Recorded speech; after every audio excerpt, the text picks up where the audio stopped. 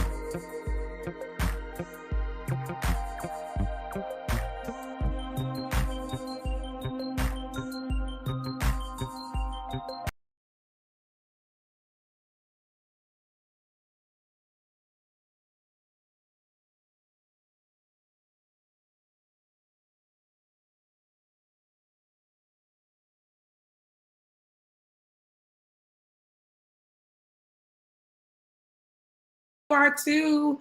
Welcome, everyone. Hello, hello, hello. Welcome to the dfree Leadership Conference 2023. Drum roll, please. Woo! We are so excited. It's my favorite time of year. Why? Because not only do I get to see you all, but I also get to learn more about how I can manage my money better.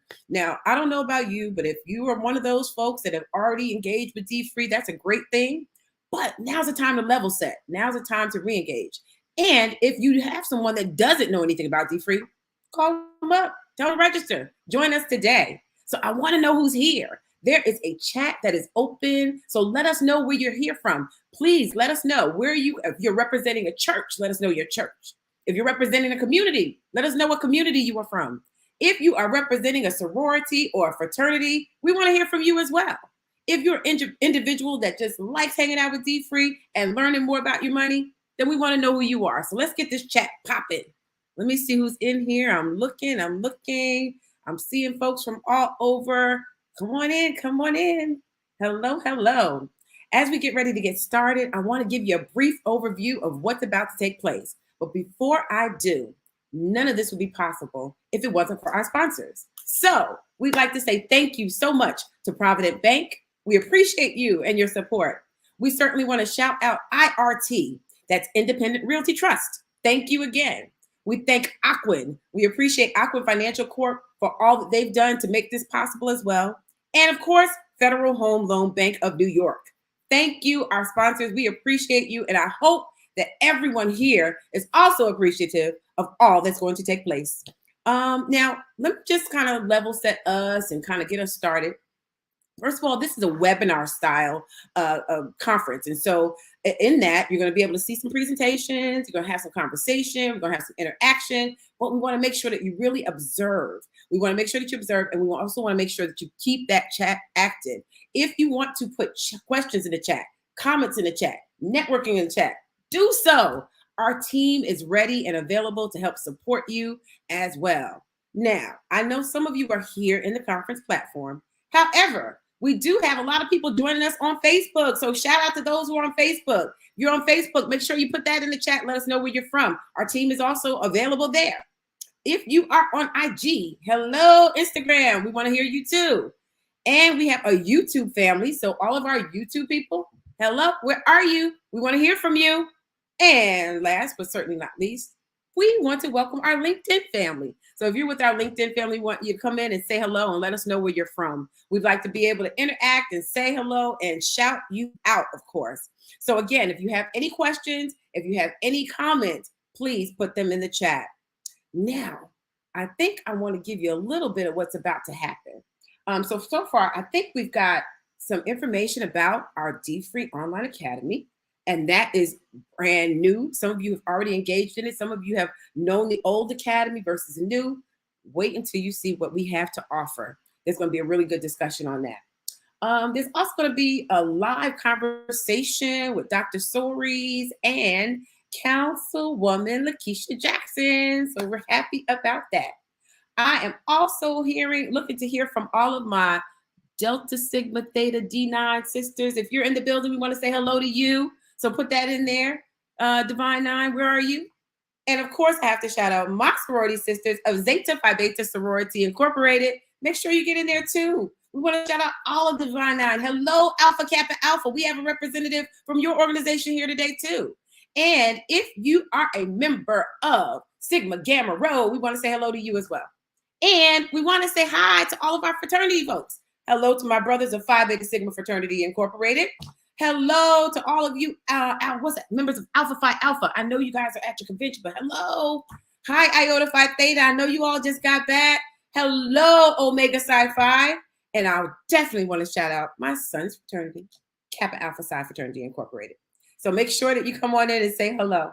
All righty. So in addition to that, we're going to have some comments and some conversation and some welcome and some greetings from our sorority presidents. So you're going to hear from them as well. Specifically, let me see, Elsie Cook Holmes, that's the international president of Delta Sigma Theta Sorority Incorporated. And of course, let me see, my sorority president, Dr. Stacy NC Grant.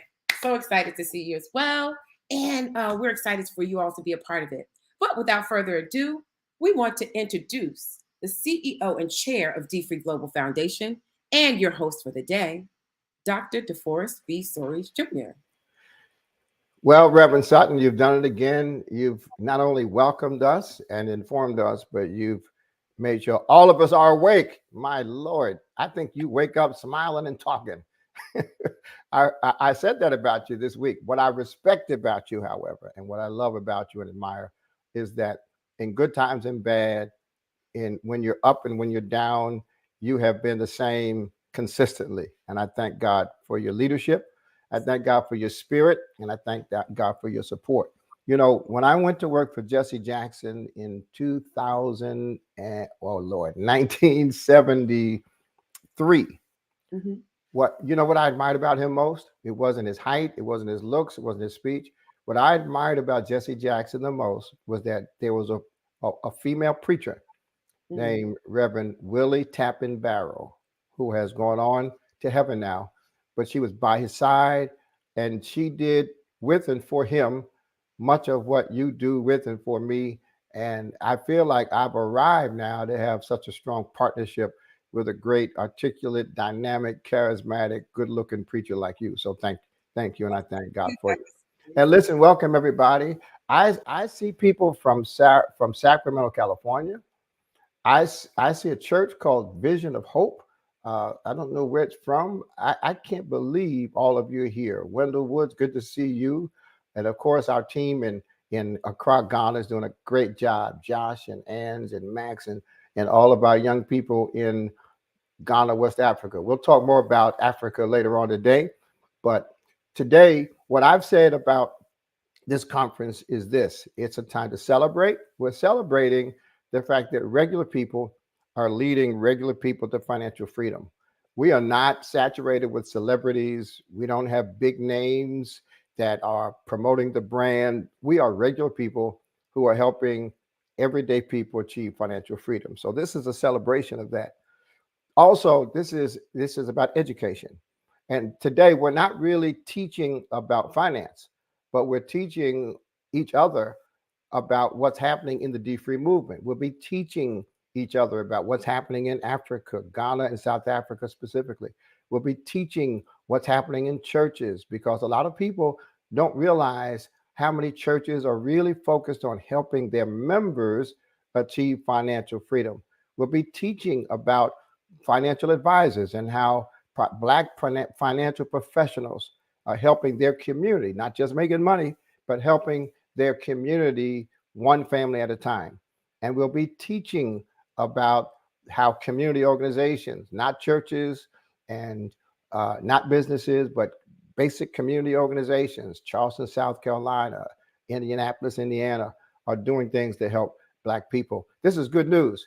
Now there's probably some hype missing. In other words, we don't have big names, we don't have a lot of entertainment, but this is focused on finance. And the dfree movement started in July of 2005. My friends told me when we first started, nobody starts anything in July. But we started at First Baptist Church of Lincoln Gardens in Somerset, where I served for 30 years and 8 months and 16 hours as pastor. And we started in July. And we had preaching and Bible studies, and we had all kinds of classes. And 1 year later, we could measure the results, not only for the church, but for the members of the church. And so this is technically our 18th anniversary. And so in that sense, we're not only celebrating and educating, but we are motivating people, because every year that passes by, we see greater impact, we see debt reductions, we see net worth increasing, and we see more and more people joining the movement. Today, we're going to announce new products that we have that are absolutely exciting. And we're going to announce new events and new opportunities for people to join the movement as associates of the dfree brand. So let's get going. Let's get started. We have some panels, but we've got some outstanding individuals, one of whom is helping us lead a pilot program. When I say pilot program, there are certain things we do around the country, and we try to perfect the art of doing it before we expand it. And one such city is Indianapolis. It was the city of Indianapolis that really motivated us to do the dfree workbook. We didn't have a workbook until a few years after the basic textbook, Say Yes to No Debt. And we developed the workbook because one pastor, you'll meet him later on, Reverend Dr. Darrell Webster, was responsible for organizing a group of pastors. You see, not only are pastors interested in their individual churches, but a few pastors are really interested in their entire communities. And so Dr. Webster organized over 20 churches in Indianapolis and summoned me to do a workbook. We did the workbook, we did a leader's guide, we've been training leaders, but all of that started in Indianapolis. Now, under the leadership of a very dynamic elected official and good Christian, the pastors have formed something called the Indiana Urban Pastors Coalition. And with the partnership from one dynamic female elected official, they are going deep into cooperative endeavor. Do you know we can do more together than we can individually? And so I want to introduce to all of you who are outside of Indianapolis and present to all who know her, Councilwoman Lakeisha Jackson from Indianapolis, Indiana. Councilwoman Jackson, I'm so glad to see you, have you. You are the first up this morning on our annual dfree conference. How are you today? I am awesome. Thank you, Dr. Stories. Thank you for the opportunities and we welcome you, Indiana, on behalf of all 25 city county councilors here in Indianapolis, Marion. You who are say that I'm a member of where Dr. Darrell K. Webster is our pastor. Sigma Theta sorority. Thank you for just recently hosting your annual conference. We're so humbled that you were here. Well, I'm happy to be with you, Councilwoman Jackson. Your audio was going in and out, and it would be much more inspiring if you were in more than you were out. Dr. Paris Smith, good to see you. So if you could perhaps log out and then log back in, I'll welcome you back when we can get your audio corrected. While we're waiting for Councilwoman Jackson to come back, I do want to say that we have some special events that are going to come up actually in the month of August, and we'll be announcing them. You'll meet my son. For those who don't know, I'm the father of twin sons, Malcolm and Martin, and both of them are entrepreneurs. Both of them are well employed, and both of them work with me on some level. And you'll be hearing from my son Martin before the day is over. I'm so honored to have this partnership with the Delta Sigma Theta sorority and the Zeta Phi Beta sorority. Now, let me explain this. Let me explain this right now, because I got some shade thrown at me on I think it was Facebook or LinkedIn. We do have relationships with individual chapters of other fraternities or sororities. We do, and some of you are on here today, and you represent your local chapter. The reason we talk about the Zetas and the Deltas more than anyone else is because we actually have formal partnerships, signed agreements with their national offices. And so we don't prefer the Zetas and the Deltas. It's just that we have a national partnership, and all of their chapters are committed to working with us on the dfree strategy and the dfree curriculum. If your national organization is interested, we will do the same thing. We will work with all of Divine Nine. In fact, I have a proposal for all of the Divine Nine to be involved in a campaign that I'll tell you about later on. Councilwoman Jackson, you're back. I can see you. A storm here, and it just ended right before my power actually came up right before this conference. So for your dfree lives. I'm a proud member of Manual Mission and Baptist Church. With my pastor is going to be on this. Again, greetings on behalf of the 25 members of us. This is that's something I'm going to advocate for, and I'll tell you why.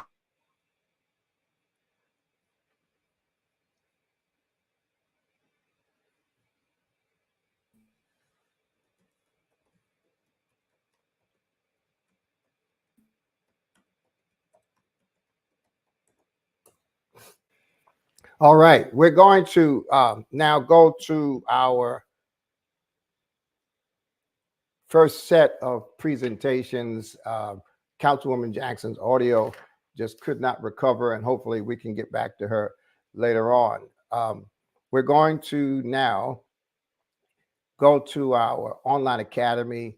Our online academy was created before COVID. Before COVID started, we decided that we needed an online opportunity for people who either A, did not go to a church that was offering dfree, or didn't belong to a sorority or fraternity, or B, some people would prefer going through a financial process, financial program, and learning about finances in the privacy of their homes and not be around other people. Now, I'll tell you this, just as a dfree point, we are more likely to achieve financial successes if we do it with other people. That's just a fact. And the dfree process does not require that we quote unquote share our business with other people. But the reality is that we can accomplish significant things when we share information, when we share practices, when we share testimonies, sometimes when we share tissues, because we're sharing tears. But the online academy assumed that we needed to provide access to everyone, everywhere, all the time. And we've been building out the online academy in ways that many of you have not kept up with. If you are new to dfree, you'll be introduced to the newest version of the dfree online academy. And if you're not new to dfree, then you'll see some improvements. The dfree online academy and the $1 Billion Challenge will be explained to everyone as to where we are today. We also have live presentation from the Zeta Phi Beta president, and then we have the rest of the program coming right after that. So let's go to our online academy, our testimony, and look at what dfree is doing in churches.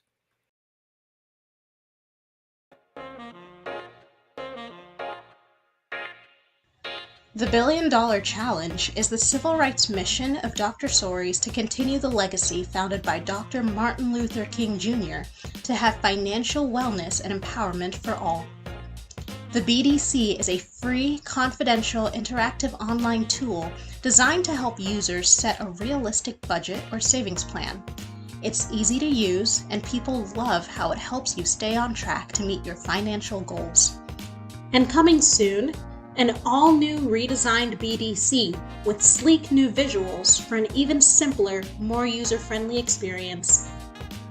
By participating in the BDC, you will be joining thousands of people who are taking the first step to living a debt-free lifestyle.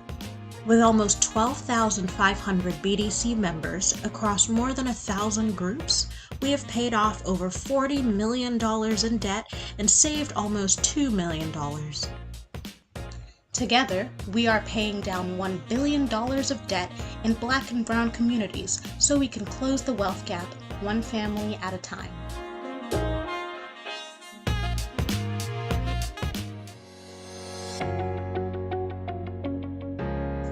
The dfree Online Academy is our all-encompassing platform for taking all dfree courses, from the traditional 12 steps to financial freedom to the dfree Facilitators Training course and everything in between. Courses are divided into engaging lessons that break down dfree concept for all levels of understanding. The Online Academy is available to individuals learning at their own pace or for organizations or groups conducting lessons as a cohort. Any organization with at least 25 dfree participants can reach out to our team for a personalized private group space in which members can share resources, celebrate achievements, and learn together. We hope that you will get as much out of this platform as we have put into it, and we thank you for being a part of the dfree family. Visit dfreefoundation.org to learn more and follow us on all social media platforms at dfree movement. My mom used to say things like, respect your money and don't sit your purse on the floor. And those are kind of small things. The big thing is changing how I think. And dfree changed my life because it changed my way of thinking about money. After I took the dfree class, I started thinking about retirement. The things that I learned in dfree just kind of kicked in. It's just amazing how it just seems to flow now, like I've always known what to do. If you have not taken control of your finances, it's not too late. It's never too late, but you have to start somewhere. You still need to know where you stand so you can figure out where you're going. To me, that's kind of like being a Christian. You don't know how much time you have. So you really should just bite the bullet and do it now. It's not as painful as you think.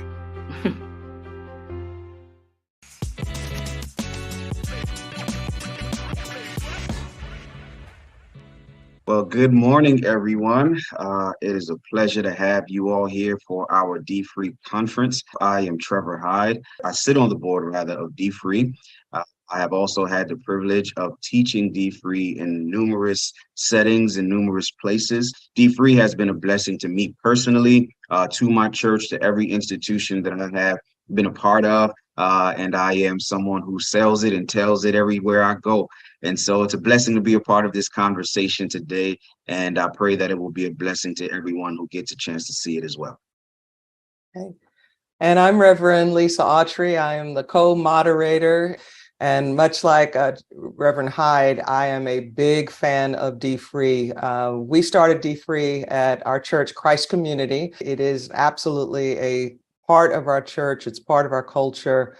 I think it is an answer to prayer, which we'll talk more about today. So just very grateful to be with you all. And we'll turn it over to you, Reverend Brooks, and then Reverend Battle, to just introduce yourselves. Good morning, everyone. My name is Reverend Rosalind Brooks. I'm an associate minister with the Alfred Street Baptist Church in Alexandria, Virginia, where the Reverend Dr. Howard John Wesley is our pastor. I have participated with dfree for 2 sessions where we were offering another financial assistance program. And then we started with the dfree organization a while back, but I have gone through 2 sessions. And all total, we have had 30 participants who have successfully completed the program. And we're very pleased. We always give very positive comments. So it's a pleasure to be with you all today. Hello, everyone. My name is Stephanie Battle. I serve as the associate pastor at Word Tabernacle Church in Rocky Mount, North Carolina. We are entering our 2nd year, and so I'm excited just to see how we will continue to see success from our implementation of this program. Well, thank you all for those introductions. And so we're going to jump right on in. The biggest question that we get all the time when people come to us asking about dfree is, how do I get started? For me, it was a rather unorthodox approach. I saw the book and then just decided I'm going to start. I had no idea that they had leadership training. I had no idea that they had people you can call. I just said, you know what, my folks need to get this information. So I was fortunate enough to have Youth Stories come in and do a revival. The revival was all about financial wellness. After the revival, I then incorporated dfree into our Bible study session. Now, that might not be everyone's experience. That is a question that I hear often. How do I get started? So, Reverend Brooks, would you mind giving us some insight into how it started at Alfred Street? Well, as I said, we were already using another financial assistance program, and it had been with Alfred Street for a number of years, but the persons who were facilitating really sort of were feeling burned out and decided they wanted to transition out of that ministry. Then we got involved with the dfree movement. And I keep calling it a movement because for me, that's sort of how it feels. It is a movement. Yeah, so that's how we became involved, and it really kind of took off. I think probably because, just to be honest, it was an African American perspective. We are a predominantly African American church. We are a historic church, and so it just kind of fit with our congregation and what we wanted to offer. And fortunately, the persons who registered, a good portion of them stayed and really liked it. And then the word of mouth kind of went around. This is good. It helped us. These are our testimonies, etc. So it sort of started like that. Excellent, excellent. And Reverend Battle, how did you all actually specifically get started and have such a large turnout your first year? So we started with a conference. So we know that people get stirred by conferences. And again, we had identified 4 areas that we want to see our members thrive in: faith, finance, family, and fitness. And so we knew when we defined those, we had to provide supporting programs and ministries to help support people in thriving in those areas. And so we started with a conference focusing on those 4 areas. And what we did, Dr. Soares, our first conference was virtual, and he recorded sent a sermon that he had recorded about the prodigal son. And so we played that as one of the sessions. After that, we surveyed the people just to see what people enjoyed about the conference. So those who were like, oh, the financial session, that was great. And oh, we need more of that. Those are the individuals we targeted to help us facilitate the sessions. So we said, you don't have to have any financial background. You don't have to have any large testimonies of saving millions of dollars. But the mere fact that you're stirred by this, we want to use your passion to really help others. So we started with the group of facilitators first. Everybody who came to the interest meeting didn't end up being facilitators, but the majority did. And then we challenged them to recruit people to their session. And so we had sessions where it was like family members, because we did not limit it to our members, because our motto is everyone in the community don't belong to the church, but the church belongs to everybody in the community. And then we had open sessions for people who didn't know facilitating, and they just wanted to be a part of this. And then for individuals who couldn't find a time that met their schedule, we promoted the online academy for dfree. Like, oh, you can still be a part of it and you can do it at your own pace. And we had a graduation at the end to just really celebrate the inaugural class. So that's how we got started. We just kind of got started in phases, trying to just get people on board and then help them recruit others to join them. That's fantastic. I'll say how we did it at Christ Community. And so my husband and I tag teamed and we preached on it. We did signups, very similar to you, Reverend Battle, in terms of being aware of people's schedules. We actually did use SurveyMonkey to put out surveys in terms of what people's time frame looked like. When would be the best time for them to meet? To tell you the truth, we probably had too many options to begin with. So I would say limit that if you're going to do it. But in the end, we really got some good feedback. There were some people who could meet on weekends. And so we had weekend classes, Saturday morning in particular. And then we had some who could meet only during the weekday evening. So we had facilitators set up to meet them. And then we broke it out a bit more. We had single women groups, we had couples, and then we had mixed in terms of all people coming together, if that was their preference. And so I think as I turn it back over to you, Reverend Hyde, I think what we've said is that the key is get started. And there is a way, there's no one way to do it, but I think the takeaway is don't wait until you have it the perfect layout. There are multiple ways to do it, just do it. So Reverend Hyde, I'll send it back to you. Yeah, this is wonderful. You know, we're hearing quite a few things here that I want to touch on that we don't miss. But let's talk about how well dfree fit into the culture of your church. Was there any resistance? How easily did it fit in? Did you need to really convince your pastor, your leadership, or once people heard of it, did they automatically accept it? Can you speak to that? So there was not any resistance to my knowledge. because as I said, we had already been used to having a financial assistance program there. So it wasn't like we had to start from complete scratch. And another thing that I forgot to mention was for persons who are requesting financial assistance from the church, depending on what it is, sometimes it's a requirement that they go through the dfree program. Because sometimes you end up in certain financial situations because of how you've been managing your finances. So that was one way of introducing people who really needed the program as to what the program was all about. So yeah, and it just really, I don't know if took off is the word, because it seems like the foundation was there and we were just able to build on the foundation with just a different model. I agree. We did not have any resistance. Again, our vision is everyone thriving. It is very African-American culture driven. And we are a Black church. We are unapologetic a Black church. But we do have other populations that come attend. And so we were like, well, not we, I was as the coordinator, like, okay, you know, the information and the content is very African-American driven.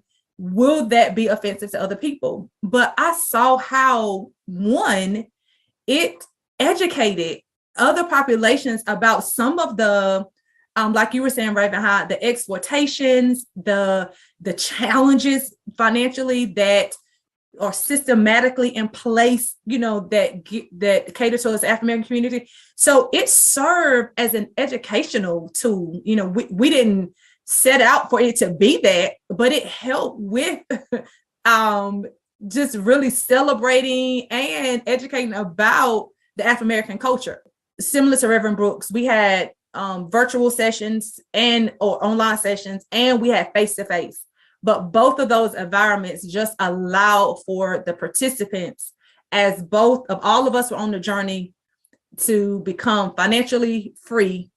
It allowed us as members and family to get to know more about each other. So the fellowship was phenomenal. We didn't have any resistance. And I think it enriched our culture. It helped. And everybody now has that common experience of dfree. And so I think that has just strengthened the relationships within our body. So I think everyone will be convinced by now, you should be, that dfree is for your church. However, I still know that it can be intimidating. And particularly, I think Reverend Hyde and others mentioned, you know, oh, do I have to have a financial background? Okay, I heard something about getting started, but now what exactly do I do, especially if I do not have a financial background? So we had to address that. And not only not having a financial background, I think the 13 weeks was kind of intimidating people. Like, people have a hard time committing to things long term. And so even though 13 weeks is not long term, we did it over the summer. But we found that even when we tried to combine sessions, people didn't want to do that, because the material, again, it was like, hey, if I can, the steps, the phases, they saw themselves, just the homework assignments, they saw themselves growing. The second thing was, I don't want to tell people my business. Like, I don't want to be in a group and I got to talk to people about, I can't make ends meet, or I'm having a hard time. I'm 60 something years old and I don't have a savings. Like, that's not honorable, quote unquote. And so again, I think through the promotion of it, we went ahead and spoke to the questions we know, the concerns we knew people had. And so in those Thrive moments, in our promotional, we went ahead and spoke to the elephants that could try to take over the room.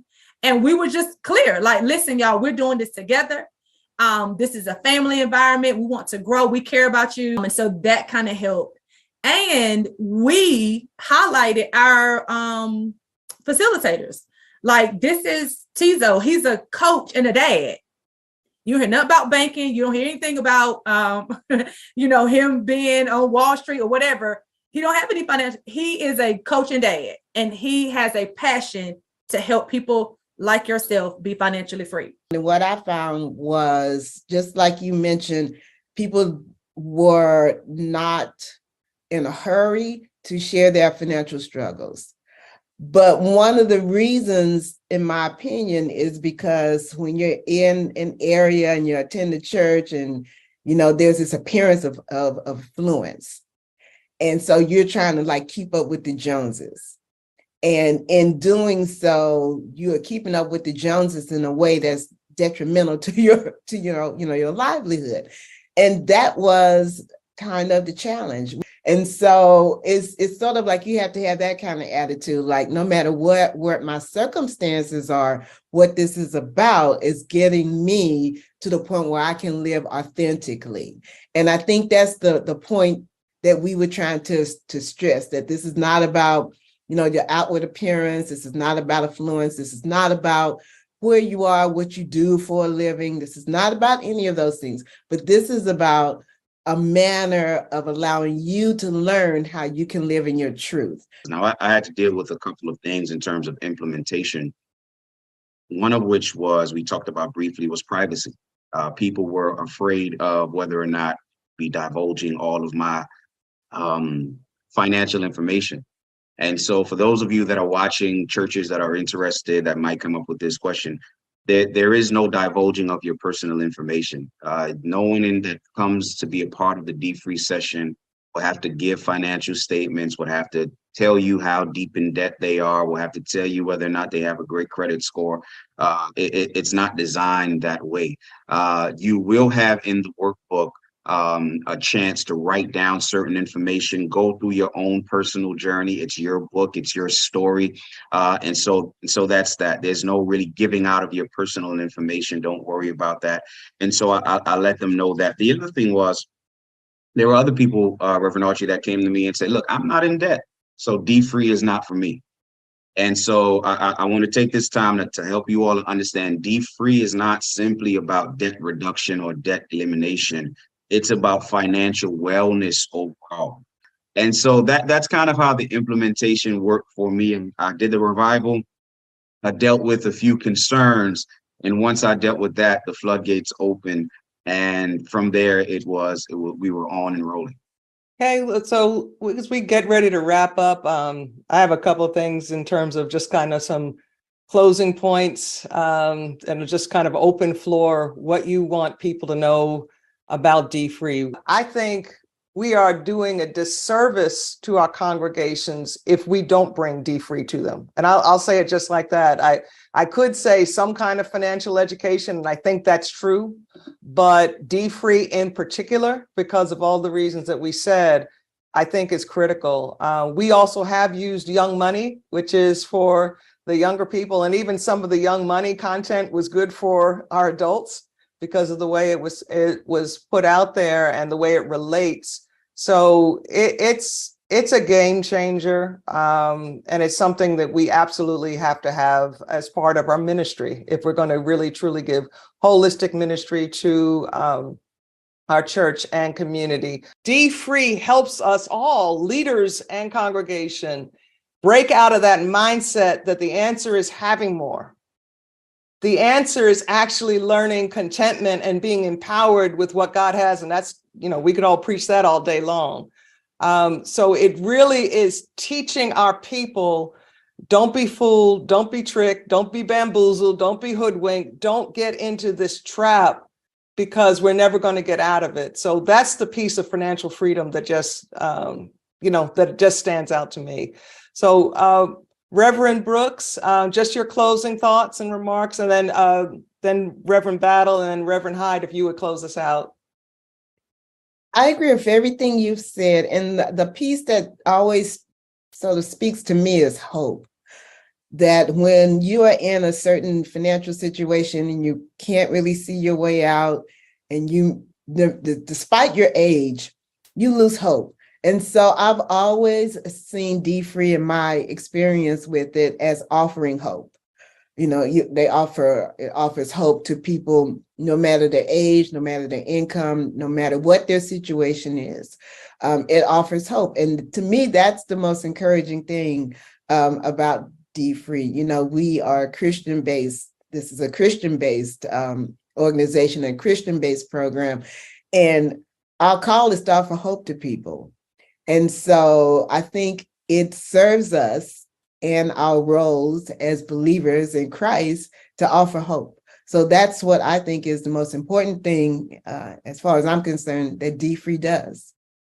My advice or counsel or encouragement or whatever would be to get started. There are some people who want to do better. Find those people. Y'all rally together.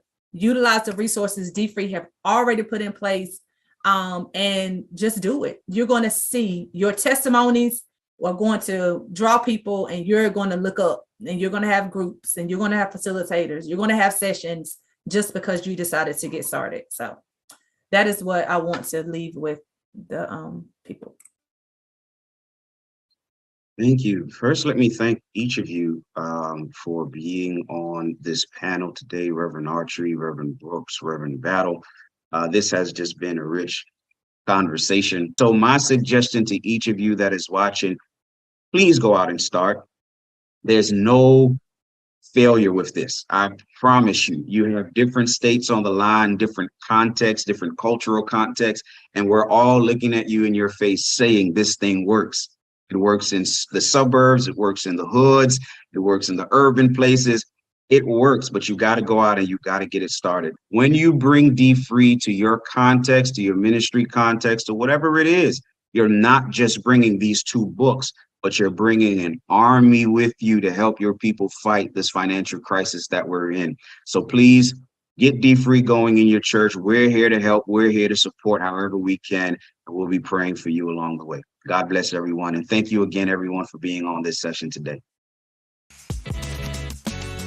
Wow. Listen, I heard some things that I didn't know myself from these people. First, I want to thank all 4 of our panelists for their insightful sharing of information.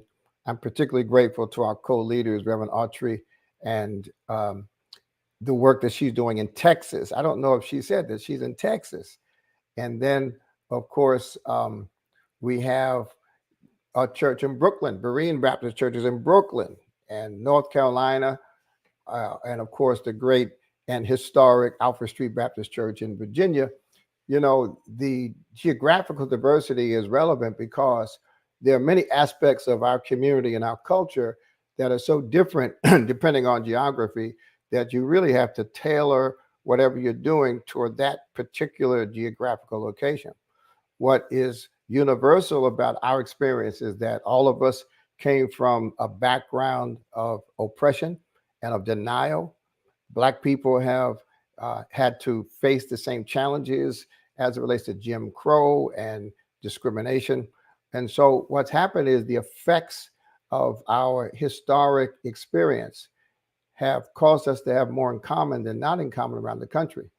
And so dfree is a strategy, it's a curriculum, and it's also a brand. And I'll say more about that momentarily.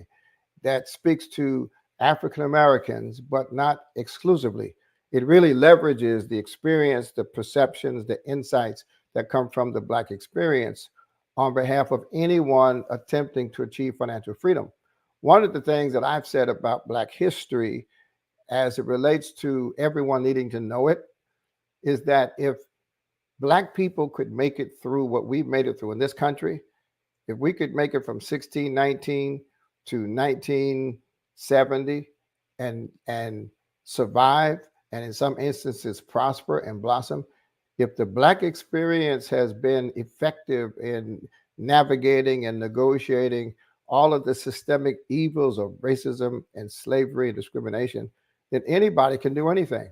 So the Black experience is not only for Black people, but the Black experience should be inspiration and offer, as the sister from Virginia said, hope to anybody who is facing obstacles, anybody who has dreams, anybody who wants to conquer their challenges. The story of Black America is an inspiring story, but it's particularly inspiring to Black people who, when we look at ourselves, wonder if there's any way to make it. I'll tell you what's missing so far. We've been together now for 3/4 of an hour.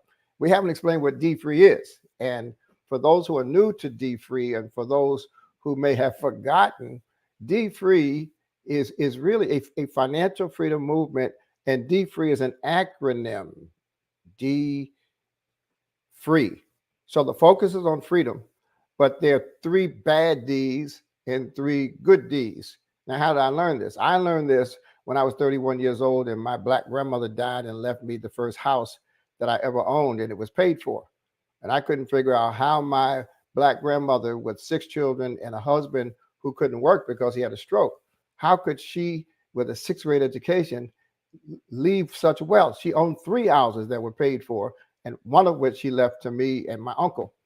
And when I studied her life, what I realized was that she had avoided the 3 bad D's. Bad D number 1 is debt.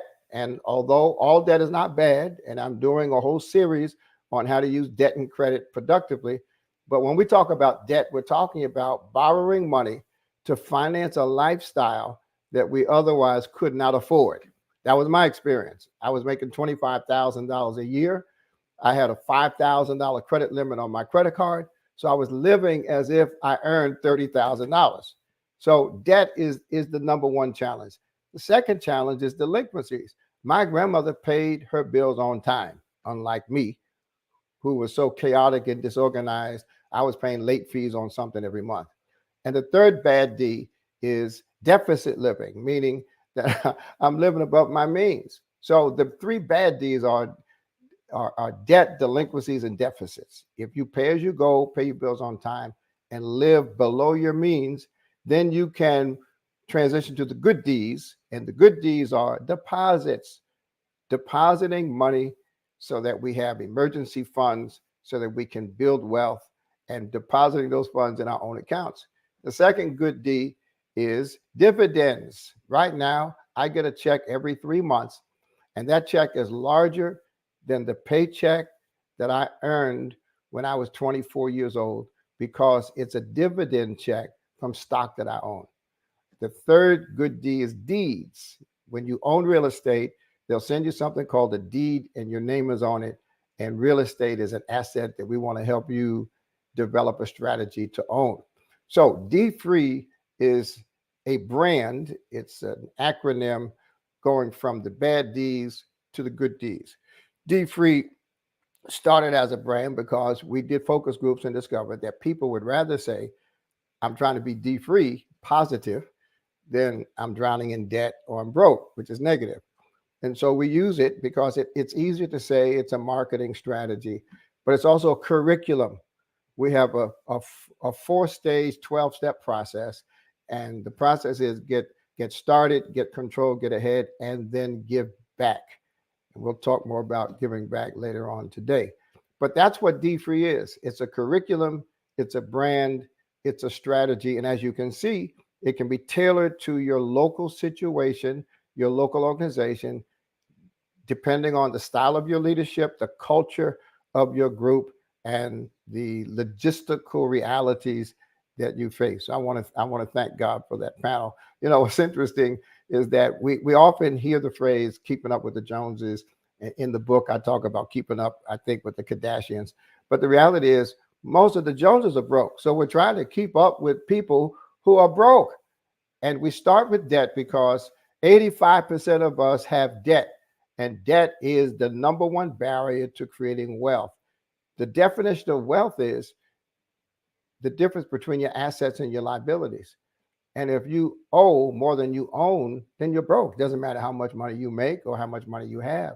So debt is the first step towards creating wealth. And when you create wealth, you have financial freedom.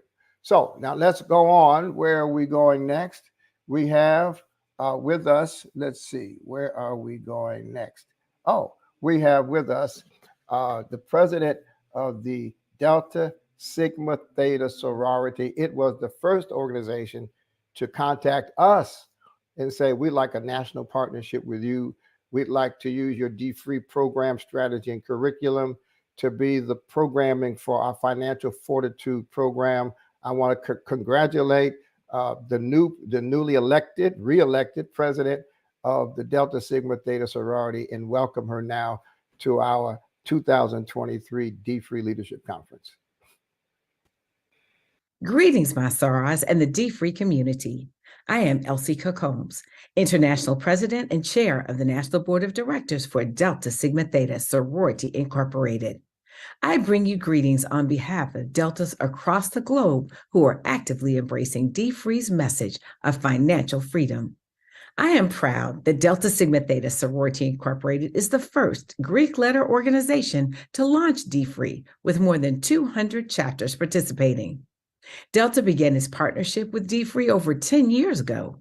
We've used dfree resources to help our members and our communities eliminate more than $9 million in debt.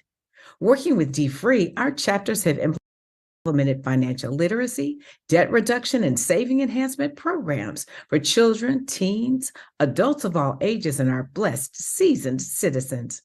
You see, the mission and priorities of dfree and Delta Sigma Theta are aligned.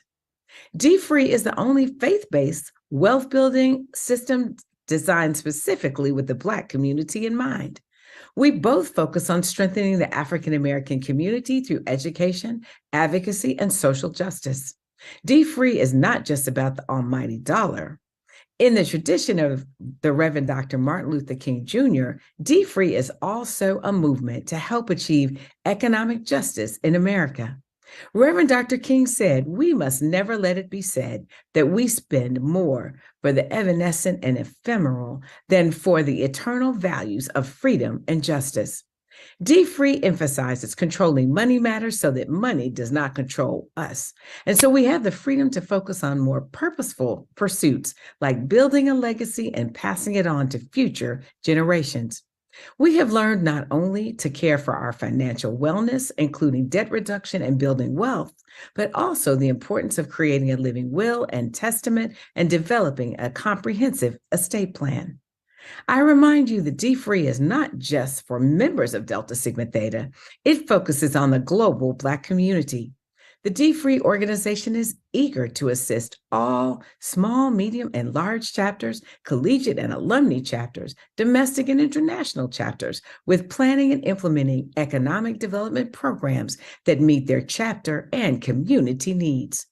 Thank you, Dr. Soares and the dfree Global Foundation for providing our community with diverse tools and strategies to educate, motivate, and facilitate our journey to achieve and sustain financial freedom.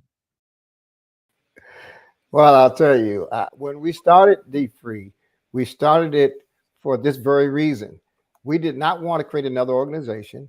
We wanted to create tools and resources in service to other great organizations. And I'll tell you, not only are the Deltas now involved, but our newest national partner, the Zeta Phi Beta sorority, the organization, by the way, that gave me my first plaque in 1975 for community activism and leadership.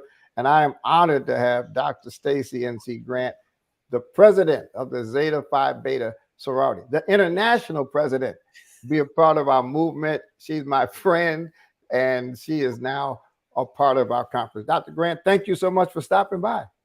Dr. Soares, you know, anytime you call, the answer is always yes. And it is an honor to be here. And I want to recognize my sister president, Elsie Cook Holmes from Delta Sigma Theta Sorority Incorporated. We've been traveling together through all of the conference season. And I was actually in Indianapolis with her and the members of Delta Sigma Theta to support the work because we are stronger together. And I'm excited that we have joined this opportunity to promote to our members the economic freedom that is available. You know that I am faith-based through and through, unapologetic about it. So it just makes sense that we are focused on this work with dfree because of the traction that we've been able to create in our organization. Our chapter numbers are rising. We're over 100. We almost have $500 million worth of debt reduction already in a small space of time. And We're excited about what our international directors are going to be doing to challenge our sisterhood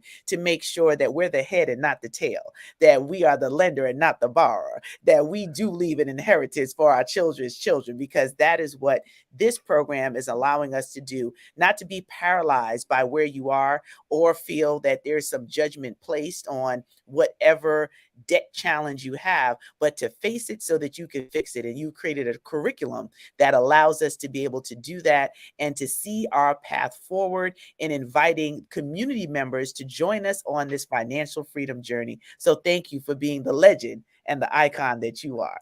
Well, folks, you heard it said by Dr. Grant better than I've ever said it. Face it so you can fix it. That's preaching talk right there. Dr. Grant, two things have really blown me away as it relates to our connection with the Zetas. Thing number one is that you actually have dfree coordinators in all of your chapters. So you're building it into the infrastructure of the organization. And I am just amazed. And I want you to know we're committed to working with you and those coordinators in whatever way you see necessary to empower them to equip your members. Absolutely. So we have two international directors, one of which you know very well, Reverend Shonda Sutton. So we are excited about how they are going to carry and trickle down the information so that our regional directors, our state directors, our local chapter presidents, everybody has the information on how to get involved. A lot of times, Dr. Suarez, what we find is that we don't have the conversations that matter enough in our communities, and all of our organizations are charged with making sure that the community is better as a result of the visionary leadership of our founders. We're 103 years old, and we get to live out that trailblazing vision of our 5 triumphant founders who knew that we could be the answer to the situations and the crises that we see in community, and financial empowerment is one of them. So I wanted to make sure that in our newly developed Office of Economic Development, dfree is our go-to debt reduction strategy. It is a lesson that we don't learn in college or postgraduate studies, because this is personal development, and personal development is a choice. And as an organization, we're making personal development a priority so that we can show up in the best version of who we are, because we are an organization of first, and we are an organization that promotes our programmatic theme through Zetas, helping other people excel. But what I tell our members, we can't help other people excel unless we're excelling. And part of the way in which we excel is to make sure that we are whole, mind, body, and spirit. And financial wellness will make you feel sick if you're broke. So we want to make sure that we decrease debt and increase financial stability for our members and our community. So wonderful. The second thing that's blown me away is that our dfree team in Ghana, West Africa, is working with Zeta chapters in Ghana, West Africa. I didn't realize you had that kind of international reach, and I'm so excited about our work together on the continent. Absolutely. Well, Zeta Phi Beta Sorority Incorporated was the first D9 organization to charter a chapter on the continent in Liberia, West Africa. And our Ghanaian chapters are hitting the ground running. Our honorary member, Sora Nkrumah, is a part of a lot of our initiative and work. And we're highlighting the financial awareness. And I'm so proud of our chapters on the ground in Ghana, and more to come internationally, because we all understand, no matter where you live in this world, money answers all things. And because we are a faith-based initiative with dfree, we know that, as scripture tells us, it is God that gives us the power to get wealth. So we don't have to be ashamed about it, because money answers all things. And we want to make sure at home and abroad, we have the resources as an organization to serve our communities and to put us in economic parity with our counterparts. Well, thank you so much. I want you to know that we will be working with you, the Zetas, and the Deltas to do outreach to the other 7 of the 9 Divine 9. And we have a strategy that I'll share with you and with President Cook, so that next year we can actually be working in all of our Divine 9 organizations to really impact our community. Again, we did not want to create an alternative organization. Our commitment is to create tools and to create resources that existing organizations, churches, denominations, Divine 9 can use to impact our people, and you are exemplary in proving us right. So thank you so much. I can't believe you had time to stop by this morning on a Saturday, but I've seen your schedule and you're Yes. mighty busy. So thank you so much. Absolutely, Dr. Soares. You know, I love you, and it's an honor to call you a friend and mentor. And I just want to say that on behalf of the NPHC Council of Presidents, we have been working intentionally because we understand that we're stronger together. So there are many initiatives that we have all adopted as the Divine Nine Council of Presidents. I am sure it won't be a hard lift for us to introduce this to our colleagues because we are 2.5 million. So I want to shout out the members of the D9 that are here for the dfree conference. Know that you are a part of this. And once we're able to bring it before the council, I am sure there'll be overwhelming support for us to push this initiative forward, because 2.5 million is nothing to sneeze at. And when we come together, we change policy, we create new opportunities to transform the world that we're living in. And with everything that we see going on, no one is going to delete our history, rewrite our history, but they better get ready for the new history of economic parity that we will have, so we can shift what we see happening around us and truly honor the sacrifice of our foremothers and forefathers who did so much more with so much less. And we are not on our watch going to let it go down. So thank you for creating a space and curriculum to develop the kind of leaders that can lead by example, reduce our debt, and be the head and not the tail. Love you, Dr. Soares. Thank you so thank much. you, We everyone. love you too. All right. All right. Now you can see why Reverend Sutton is so inspired. Reverend Sutton is just a carbon copy of her international president. Reverend, thank you so much. You've had a lot to do with the Zetas being a part of the free movement and us being a part of Zeta Phi Beta. And I thank you. I thank God for you. And we're looking for the other 7 of the D9. If you're on right now, and Yes. you're participating in the conference, you can go to the dfreefoundation.org website, dfreefoundation.org, and through that website, you can see all of our resources, and you can sign up to become a part of the D-Free movement in whatever way you choose to. Reverend Sutton, come on, take us into our next segment. Yes. I am ready to go into the next segment, but I just want to really say how amazing the previous segment was. I see the chat on fire. I'm loving this. I have to shout out a couple people that are in the chat. First of all, I don't know who Mr. Wendell Woods is, but keep on tagging people. We love this. You're inviting a lot of people. So that's the brother that's holding it down in the chat. So we appreciate you. And then I also have to shout out Shalonda Taylor. Hello. Tanner. Hello. You are really working the chat as well. So if you see, there are going to be all kinds of banners going through, and some of these insightful comments are popping up. And so we hope that you see yourself. Hello, Dr. Rosalind Barnes. Hello, Tina Tanner. All of our friends, Joyce Argo. Hello, Deltas. Hello, Zetas.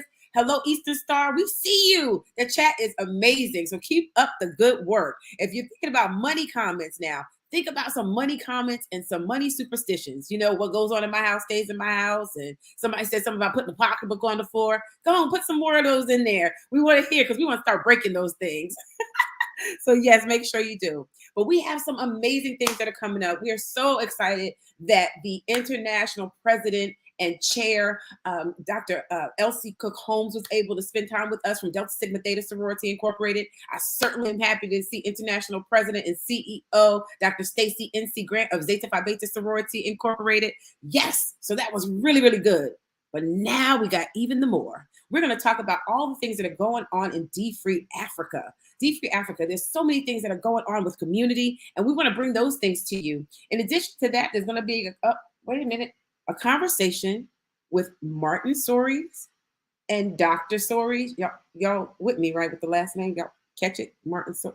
Okay. Yes, father and son are going to have a wonderful conversation about money, mind over money.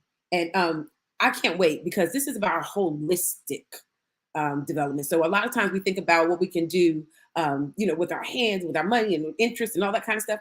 But this is going to talk about holistic healing and wellness. And so I'm really excited about that, because as you can see, I probably need a little help. In any event, I hope you all are getting excited. Keep that chat popping. We want to keep hearing from you. Good to see you. Hello, Miss Royetta. Hi, everyone. Ready for the next segment. Looking forward to it.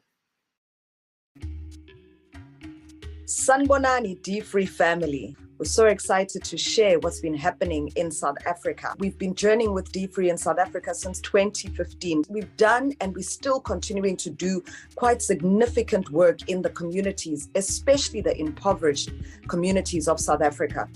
We've partnered with the Evelina Shabalala Foundation, and what we've done with them is we've actually resourced the children with running shoes, uniform. We've allowed the children to enjoy certain experiences outside of their training program.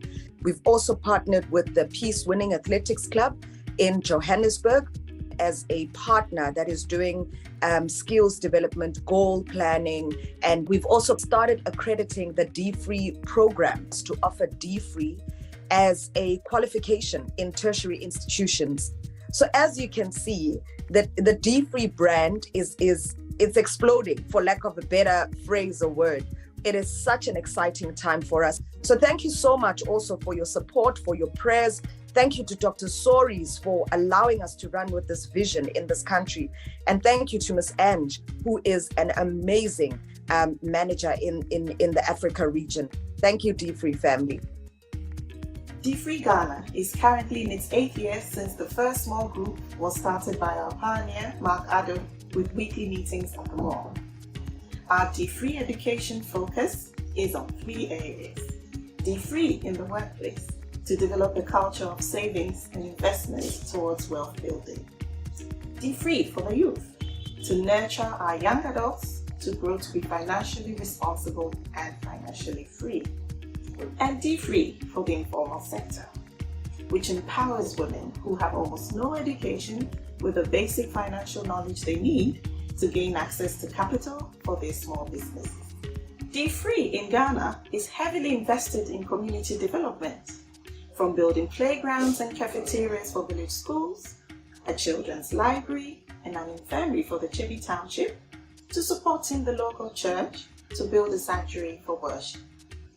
dfree has also done collaborative work with the finer women of the Zeta Phi Beta Sorority Inc. Ghana chapter. dfree Africa Foundation is empowering women and children in rural communities in specific ways that you can support today. dfree has invested in the Queen Mother's Women Empowerment Project with a recently launched mobile app through which users can apply for and gain access to microloans and grants for their small trades and businesses. Beneficiaries also receive training in essential money management, savings, and investments. The Kiwi School for the Deaf was adopted by dfree in 2019. The school receives cash donations to subsidize basic needs for over 200 children who have hearing or speech disabilities. dfree also collaborated with the Peace Corps and other stakeholders to build an infirmary for the school in 2022. And now, a skills training center that is being developed for the Kiwi School for the Deaf will provide lifelong careers in catering, dressmaking, tailoring, hairdressing, leatherworks, and so much more for several generations of children from all over the country who will pass through the school. You can go to dfreefoundation.org/Africa to learn more about these projects and give to support our work. dfree is also empowering young graduates, entrepreneurs, and artists across the continent. Small startups that are engaged to provide services for the foundation and its partners. We provide virtual, remote administrative support services and a whole lot more. This is dfree Africa.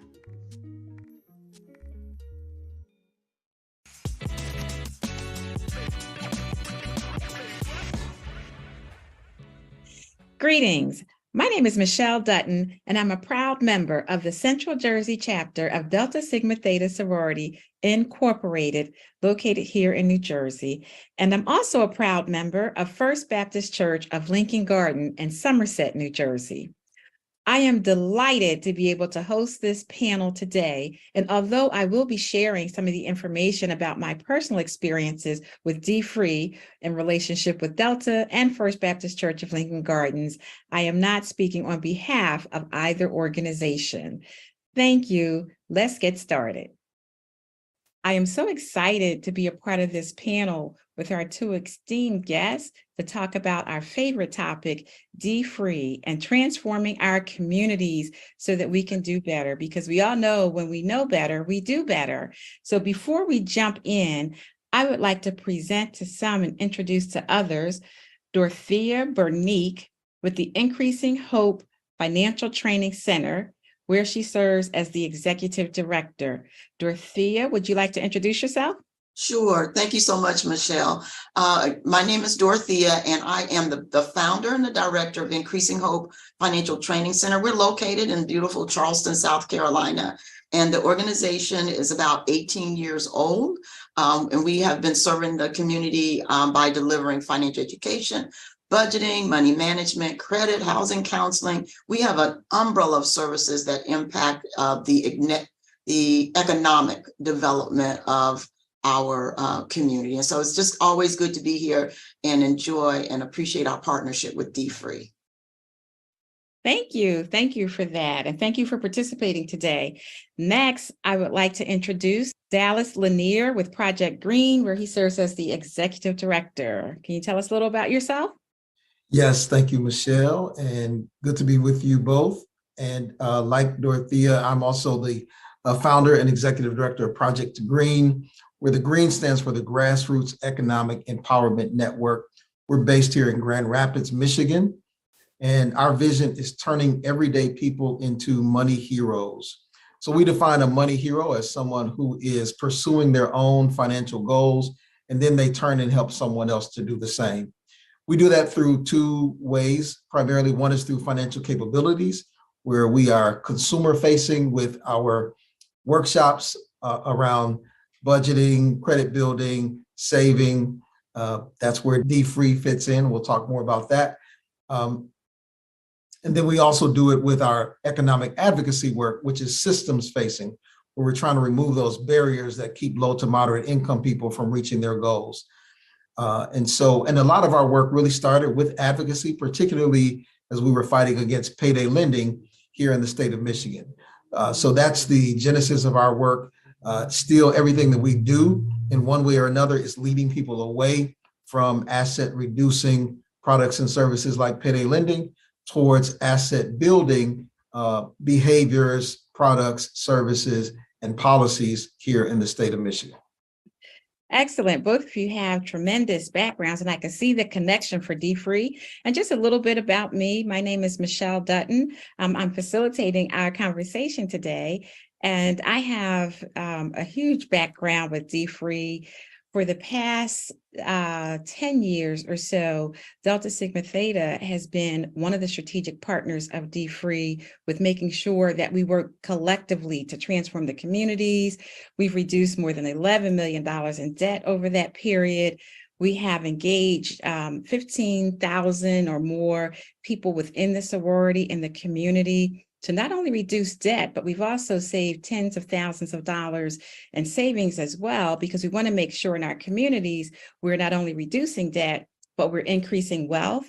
And so we're very excited about that partnership. But my relationship with dfree really started when I was the ministry leader of dfree for First Baptist Church of Lincoln Gardens, where Dr. Soares launched the initiative, and we started to put process and programming around it so it could grow organically, like you see it doing today, so that we could reach our community, transform, and really inspire people not to just be debt-free, but really bring the whole community forward to being financially well.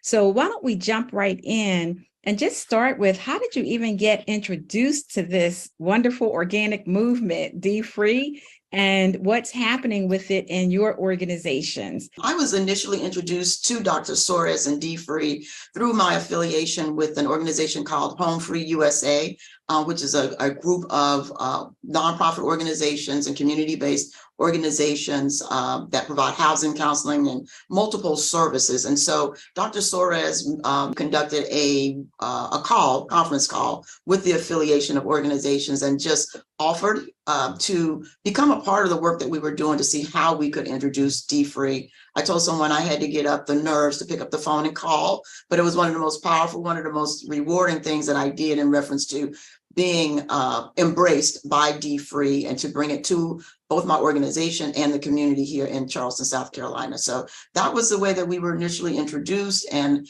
it has been just a great relationship. Nice, nice.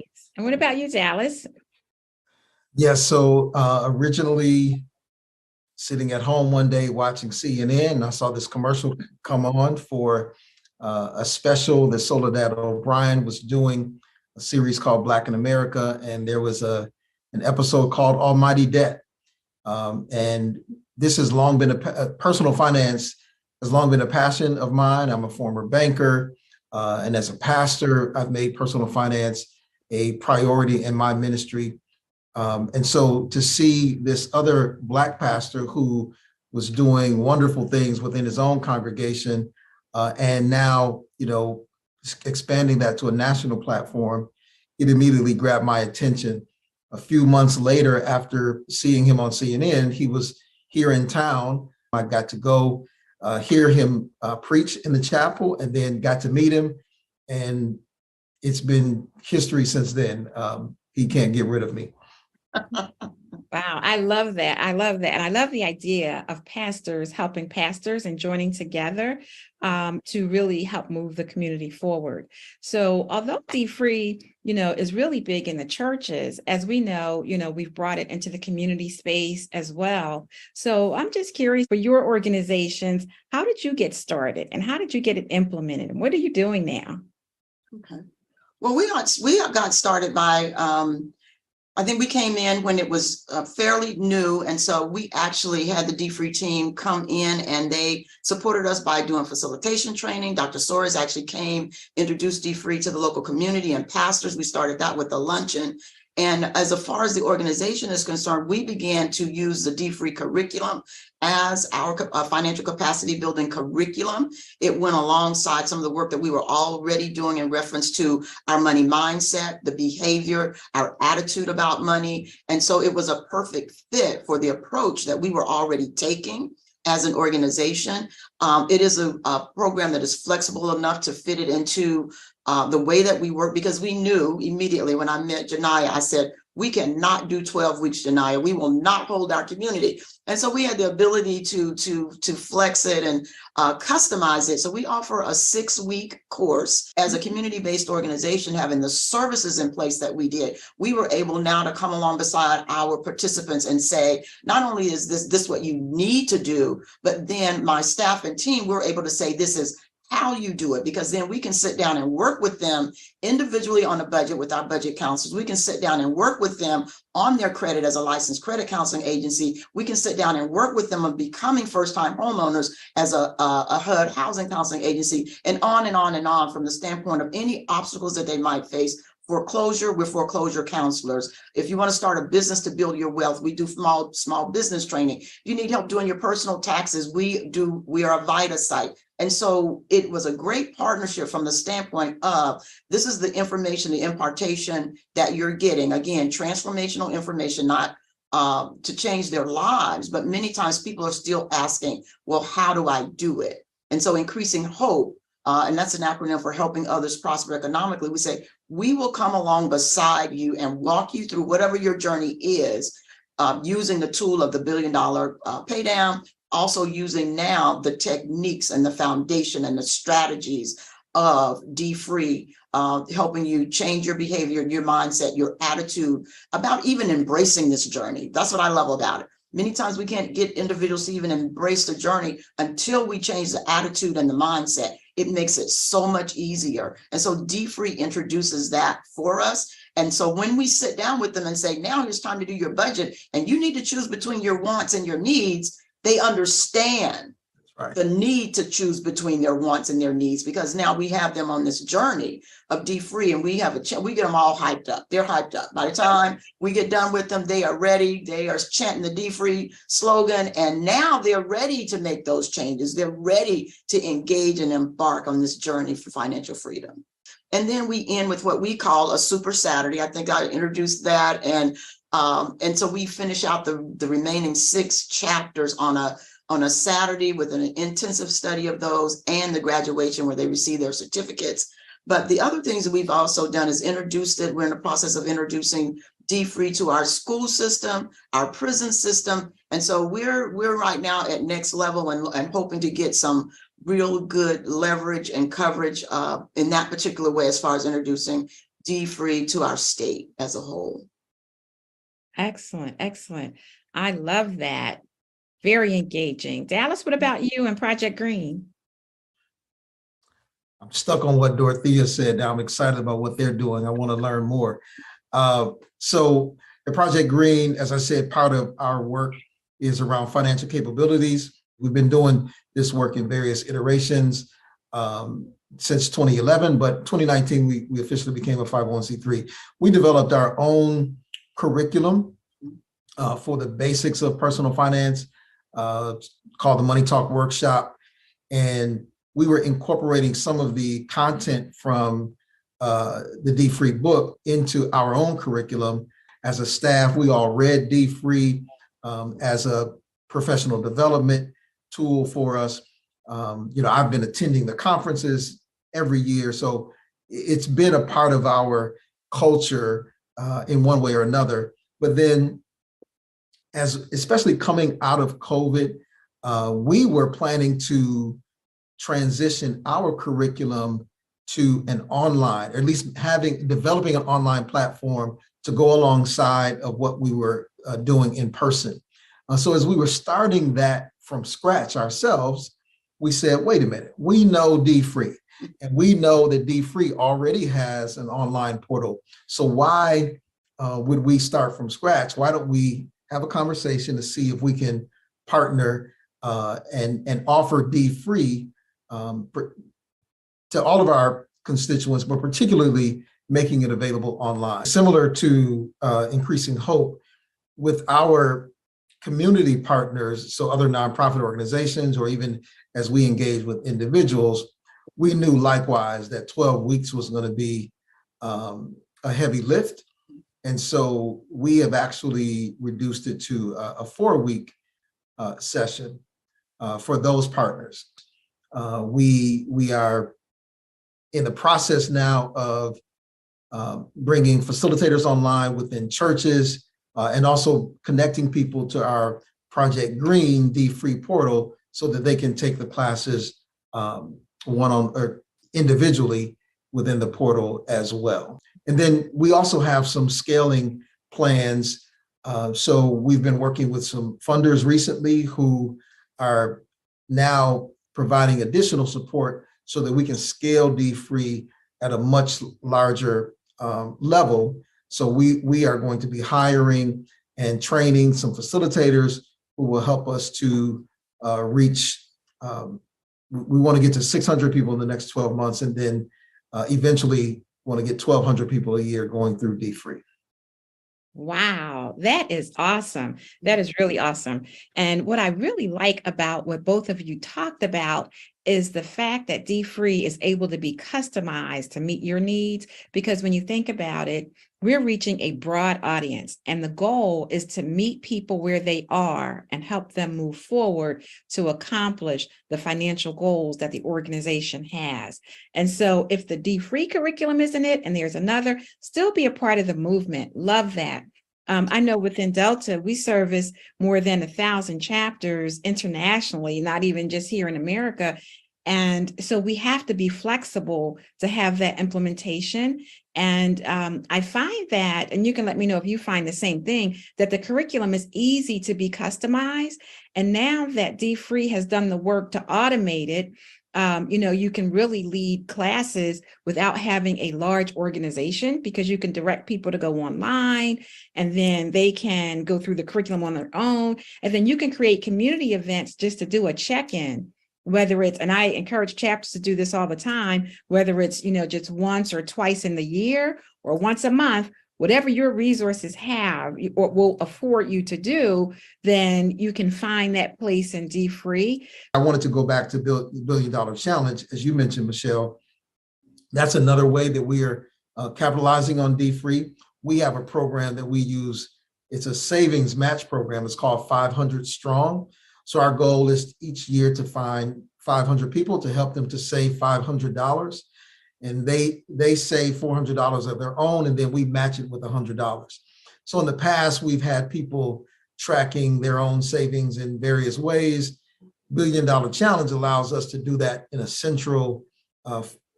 centralized format where they can see how they're tracking, and then we can also see it from an administrator side. So that's been very helpful as well. That sounds great. That sounds great. And I know that both of you have shortened it. And believe it or not, I have taught several sessions where we went through the whole 12 weeks, and it was very difficult to keep people engaged. But I will say, to your point, Dorothea, the foundation is really in that first module, because self-awareness is so incredibly impactful. And so in the beginning, we did do more 12-week programs, and I would kind of take a break in the middle, and we would lose a good number of people. But once people got invested and started seeing results, like through the snowball method and the avalanche method, they really wanted to keep it going.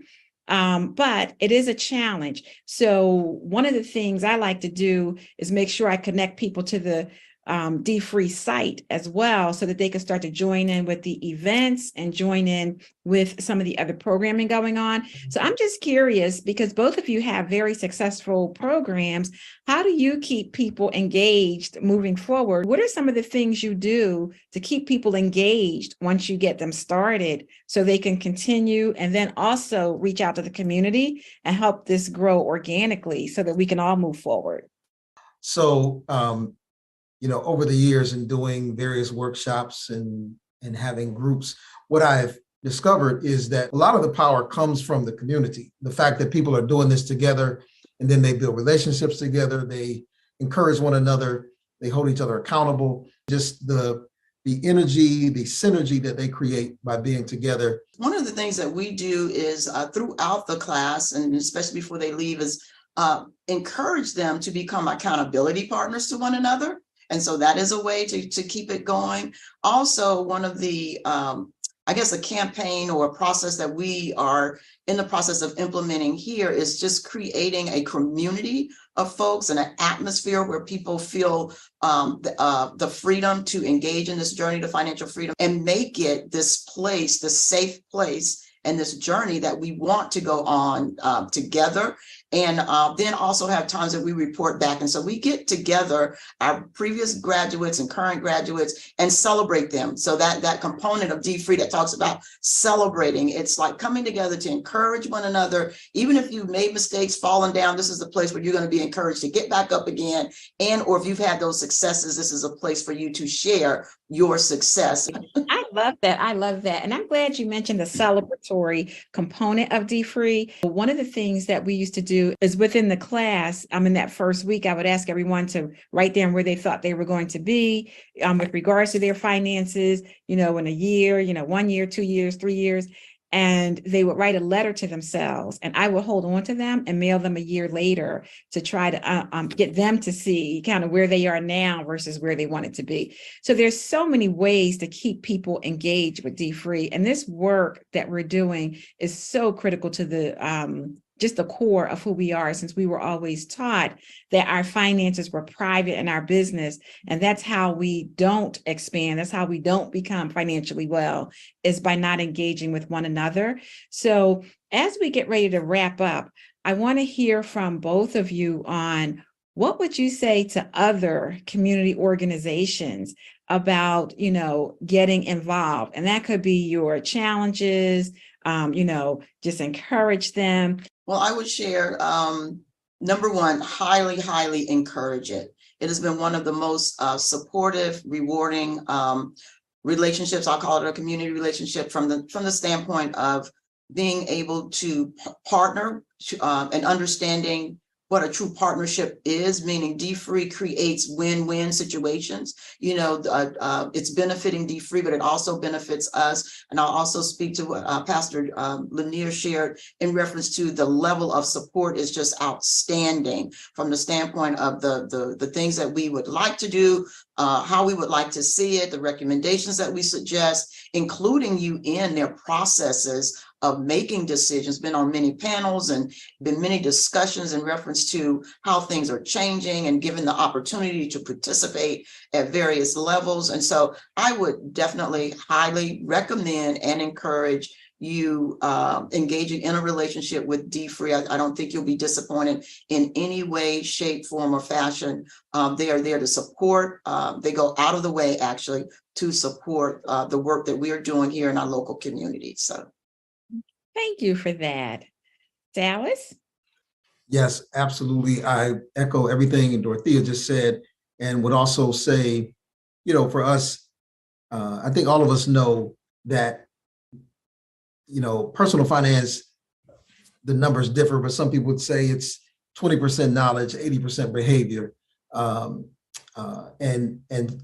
it's also important that people have the right mindset about their money. And dfree really speaks to that. It speaks to the mindset. It speaks to the culture around money. And I believe that's one of the unique pieces that Dr. Soares brings through dfree. And so, and then the other piece that I love is that it's a movement, right? It's the dfree financial freedom movement. So, I feel like I'm very much a part of the movement that's happening nationally and even internationally. I got the chance to go with dfree to Ghana in 2016, and just there are people around the world who are participating in dfree, and that's a part of the power behind it. Again, it's not just what we're doing here locally, but it's what's happening in New Jersey and North Carolina and Jamaica and everywhere else. And so I think that's, again, part of the power. The last thing I'll say is that, just as Dorothea talked about the importance of celebrating participants, dfree celebrates its participating organizations as well. So having gone to conferences, just seeing, the dfree Church of the Year and others who are celebrated for what they're doing. So you're very much a part of a movement at every level. And I'm excited, and we're actively trying to get other people here locally to participate, and I'd encourage any and everyone who is considering it to go for it.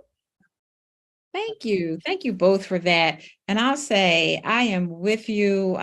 Like I said at the beginning, Delta Sigma Theta Sorority Incorporated has enjoyed a 10-year relationship with dfree.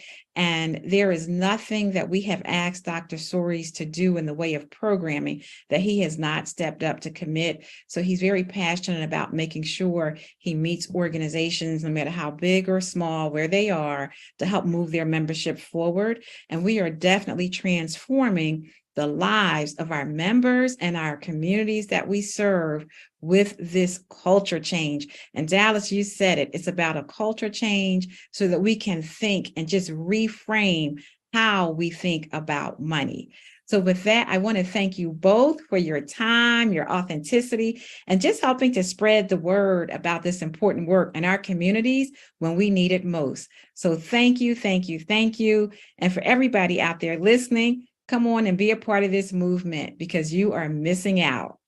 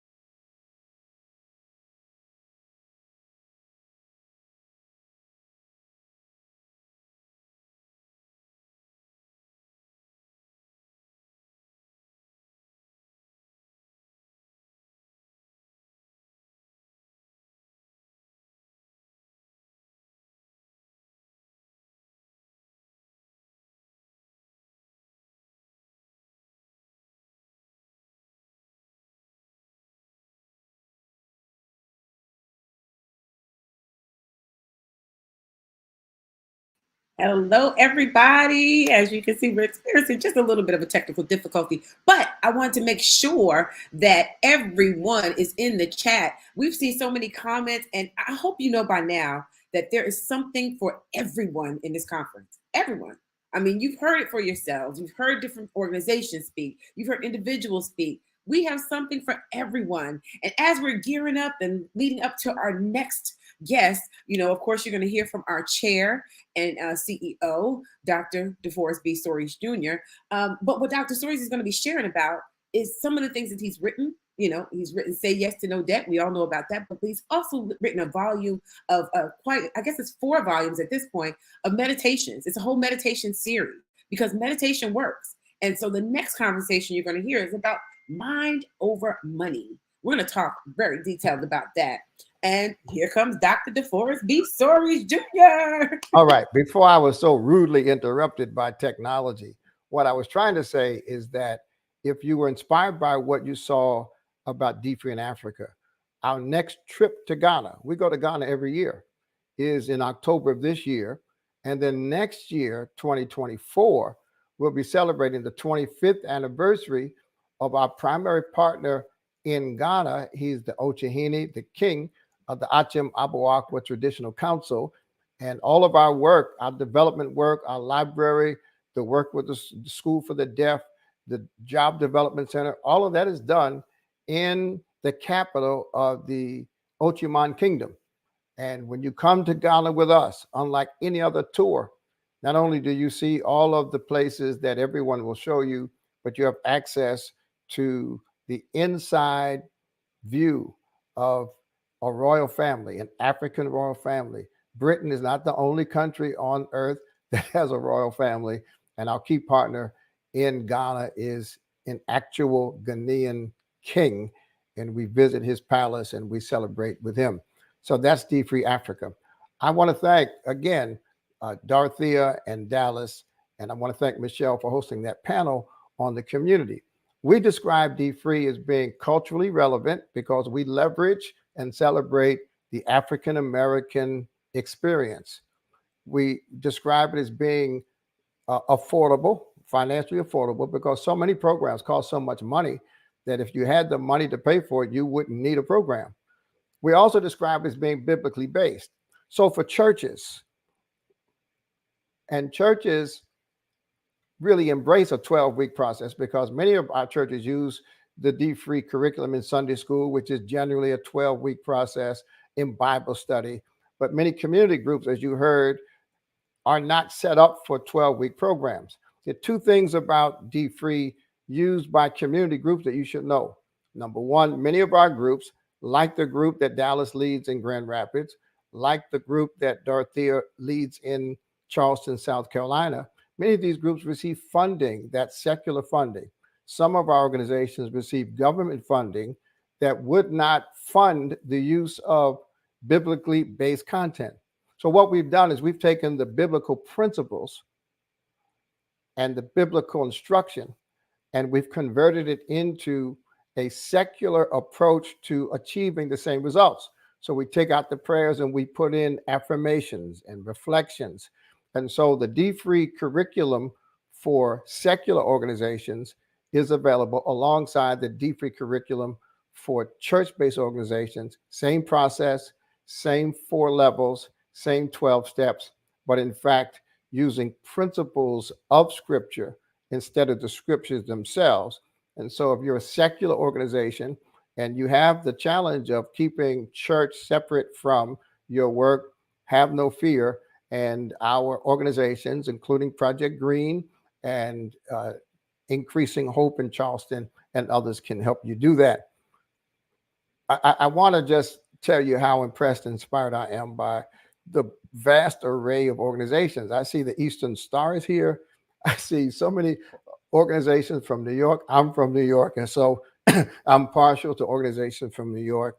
Listen, if you're here for the first time and you're just getting connected, please go to the website, dfreefoundation.org, get connected. At least sign up for our email list because we send email out every week about something. We try not to drown you in email, but we want you to keep connected and stay tuned. We've got so many new things. So far, we've been talking about the things that dfree has been doing. Now we're going to kind of transition into some good news and new news, starting with some activities that are ancillary to what our normal curriculum includes, but very key because dfree understands that we're not trying to manage money. Our goal is to manage our lives and then use money strategically to reach our life goals. One way to do that is through our meditations. I created a book, a series called Meditations for Financial Freedom. And that series grew out of people saying, I finished the dfree program, what's next? And so we started sending daily email. And now we've compiled those email into books. And those books talk about meditations for financial freedom. What I've discovered is that many people don't know the power of meditation, don't know how to meditate, and don't understand that dfree really is about mind over money. I am proud to introduce my younger of two sons who has specialized in his ability to introduce people to meditative strategies. And so what we're going to do before the day is over, we're going to introduce you to Martin DeForest. His middle name is my first name. And he's going to share with us about the connection between the meditation practice and the meditation content. We're going to announce right now a special program and presentation led by my son. I'm going to help out a little bit, Martin Soares. Martin, welcome to our dfree conference. This is the first time you've been at a dfree conference on the camera. Right. That's true. And you've got a lot of important people on here talking about important stuff. And I'm glad to be part of it. You're going to help out more than a little bit, by the way. So Martin, we've got this meditation series, and I don't know if you know it or not, but today my Meditations for Financial Freedom Volume 4 is actually being released. We're going to have a launch party on my birthday, August 20th. But talk about what mind over matter is, what it's going to be, and describe what you and I are going to do together. Well, we're going to work on doing what you and dfree have already been doing, which is just helping people to manage their lives better, to better manage their money. So what we're working on is putting together a series of helpful breathing techniques and meditative techniques, very simple, very practical, but techniques that I have practiced and that I've been teaching to mainly basketball players for the last couple of years, but offering that to people as a simple, practical way to release stress and anxiety and to do the things that we're talking about to really help people deal with their financial stress and just their life stress. But as we know, those are connected. So what we're working on is putting together some strategies, some simple strategies for people to use in order to reduce that stress and help them deal with their financial stresses better. So folks, in the dfree curriculum and in the primary dfree book, we talk about 3 types of spending that I had to overcome. I had to overcome compensatory spending, where frustration with relationships and things would happen caused me to spend money to compensate for the significance that I hadn't achieved elsewhere. And then conspicuous consumption, where you're spending money for status, and then confused spending, which is just stupid. And our emotions factor into the way we spend so significantly that Martin has offered to weave into the dfree strategy activities that people can engage in that literally help us control the way we use money better. To talk about one of the outcomes, if we do this successfully, if I follow your instructions, what are some of the outcomes about my life which affect my money that you can predict? Well, it's when we talk about the mind, we're actually really talking about the brain, our physical brain, which we all have. And one of the things that I've learned, I mean, research proves this. I'm not a scientist. I didn't even like science in school. But now that I'm interested in this stuff, I'm learning real things that you can do to change your brain just by breathing differently or by reading for 30 minutes or going for a walk. I mean, these things change your brain, and thus they change your mind. Research shows that practicing meditation and deep breathing techniques can rewire your neural networks. We can change our brains. So one way to shift, when we talk about changing our mindsets, we can literally change our brains literally to help to change our mindset. And so meditation and deep breathing and just learning how to breathe better and slower will slow things down for you so you can better make certain decisions. Now it's not, I don't expect people to stand in the grocery store looking at their budget, taking a few deep breaths. I mean, that would be great. You can do that if you want. But it's really just about taking time to slow things down, breathe for about, it could be 5 minutes. And all of a sudden you will sense more of a calm, more of a gratitude, and more of a sense of, okay, what do I really need to do now? We talk about wants versus needs in dfree. What do I really need to do now versus what I think I want to do? Those things become a lot clearer when you practice meditation. Yeah, folks, you see, we're talking about a lifestyle, the dfree lifestyle, not just the dfree program or the dfree curriculum. We're talking about a lifestyle. And if you travel the world, what you'll discover is that Western culture and consumerism and mass marketing and seeing ads everywhere we go has pushed us into literally a self-destructive lifestyle. The happiest people I've ever met are people who live off of $500 to $700 a year. They've got no running water, no electricity, but they're human. And so what Martin is bringing into dfree, and Martin, I'm going to quote you on this. What Martin approached me and said, Dad, I want to weave it in. I want to weave what I do into what you do in, because at the end of the day, it's not just about budgeting or saving or investing. It's about having a lifestyle that holistically brings us back to our humanity. Now, I know that sounds a little deep, but you'll see we're going to sponsor some standalone events. They're going to be dfree sponsored, but they're not going to be about money. They're going to be about how to exercise practices where your mind can literally take control of your money. And then you know what's going to happen? You're going to end up having your mind control your smoking, your mind control your cussing, your mind control your violent instincts. It's going to be your mind controlling you instead of parts of your body or parts of your life or habits controlling what you do. So listen, Martin, I'm very excited about this. I'm particularly excited because your meditations, which are physical, will really collaborate with my meditations, which are books. And hopefully the two combined will give people a more healthy lifestyle, which would show up in their finances and in their lives. By the way, folks, you know, I'm a preacher.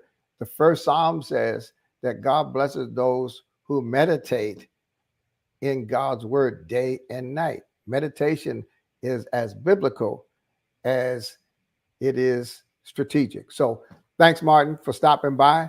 We're looking forward to it. Folks, you can follow us on the website and find out when we're going to drop this first event. And I believe that you'll be very excited about this. God bless you. Thanks, Marty. Thank you. All right, now, folks, we're going to Fred Hammond, I think, right? Fred Hammond is a buddy of mine. Fred Hammond is doing some very exciting things. He's created this new play. It's like Lion King meets Aladdin meets the Garden of Eden. It's absolutely amazing. It'll be out in the public probably in the fall. But in the meantime, Fred Hammond has become one of our chief artistic advocates and supporters for the dfree movement. And so he agreed to stop by and participate in this year's conference. If you have something to do, I don't mind if you do it, but you don't want to miss Fred Hammond. And after Fred, we'll come back and give you more information on where dfree is going. Hey, everybody. Hope all is well. I am so glad to be a part of my friend and mentor, Buster Soares, for the dfree conference and for everything that he's doing for financial literacy of anybody. So I'm going to play this song right here. I'm going to give you a few songs. I'm going to play this one and I'm going to come back after. All right? It's all good. Blessings and welcome to dfree.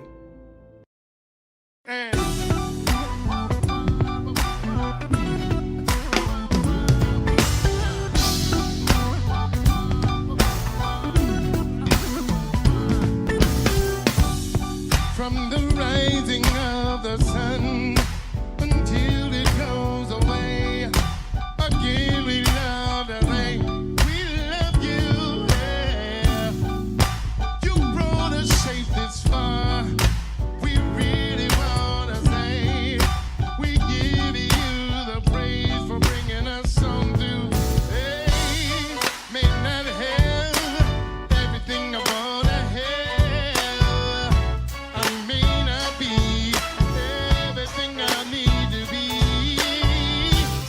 But Lord, you gave everything I really need. Right now, I want to thank you. Come on, everybody, come on. Everybody get up, say, and give him the praise. For the mighty love of God is in this place. For all of your goodness, mercy, and grace. Lord, we bless your name today. Yes, we bless your name today. Get up now. Just get on up. You got to just get on up. Just get on up. Just get on up. For the sunshine and rain, the joy and the pain, we really wanna say we love you. Yeah. Even when I walked away and refused to seek your face, you still blessed us and brought us on through. Yeah. May not have everything I wanna have, and I may not be everything I need to be. Lord, you gave me everything I need to be. And right now I thank you. Come on now, people, come on. Everybody get up and give him the praise.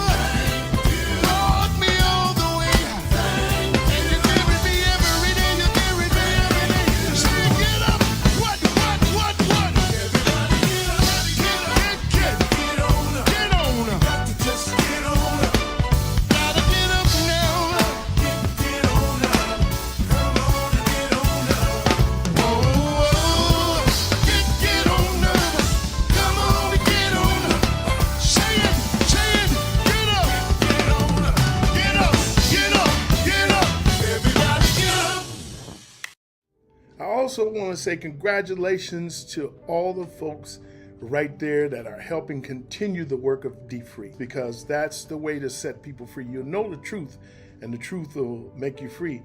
That's not only about knowing who God is or serving the Lord, but it's the truth about everything, the truth about money, the truth about family, the truth about marriage, everything.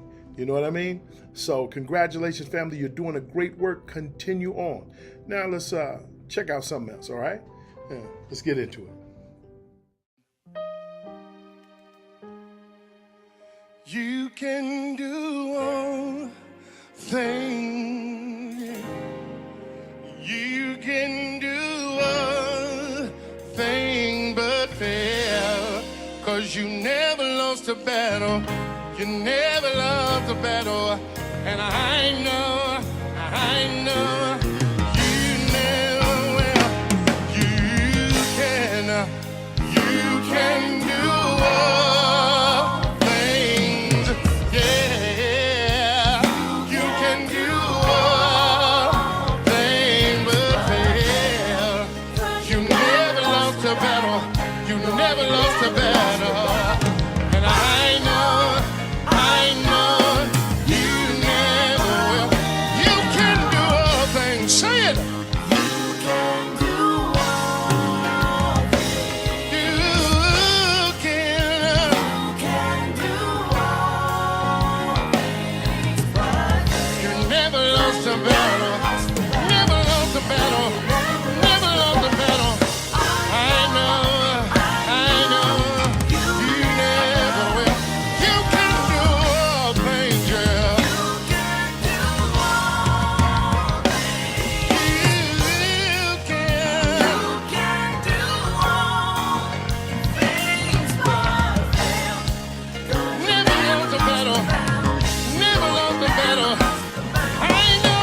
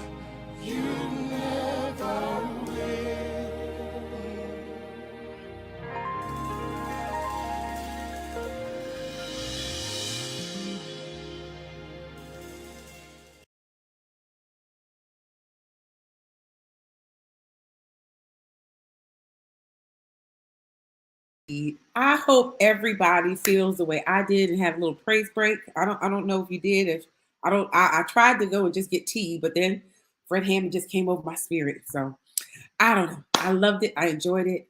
I hope you also enjoyed hearing about all the things dfree has done. And I mean, that's just the tip of the iceberg because we're going places and there's so many things that we're doing in the future.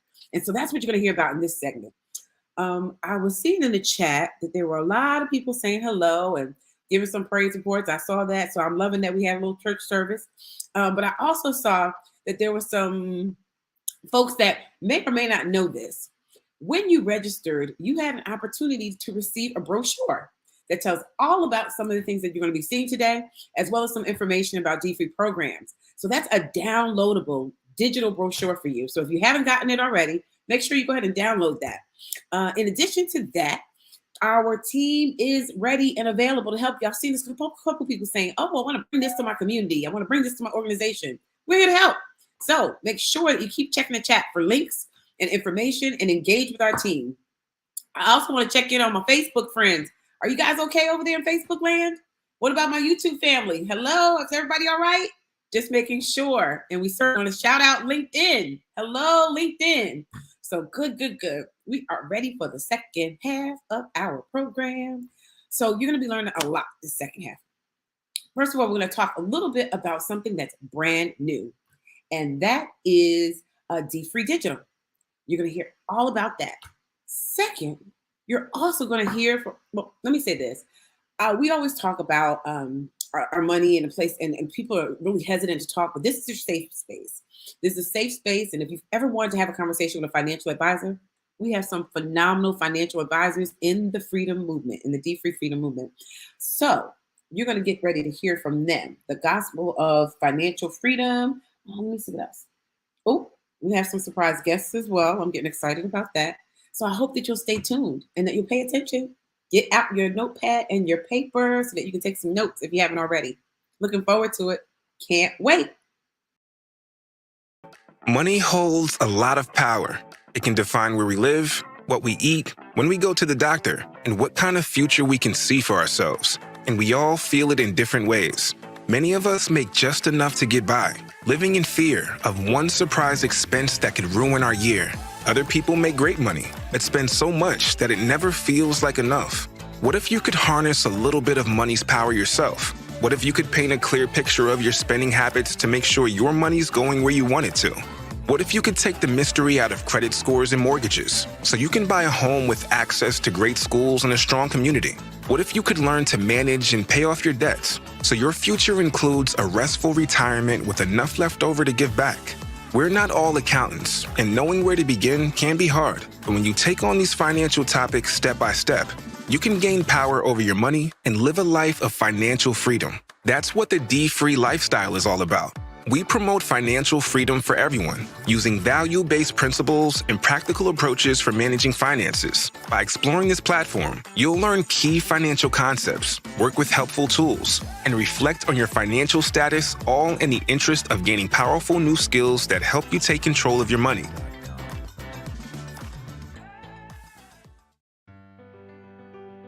And I didn't know I was spending about $300 a week on just things we didn't need. It's been really embarrassing at the same time to recognize, wow, I've been just letting money run through my fingers like water. But this has definitely been a spiritual journey for me. I have been more accountable to myself. I have been more aware of my spending, and I've been more intentional about where my money goes. Whatever we do, we are to do it to the glory of God. And I think with money, a lot of times we're gratifying ourselves. And so it's been not only changing my finances as well as, how I spend, but how I worship God.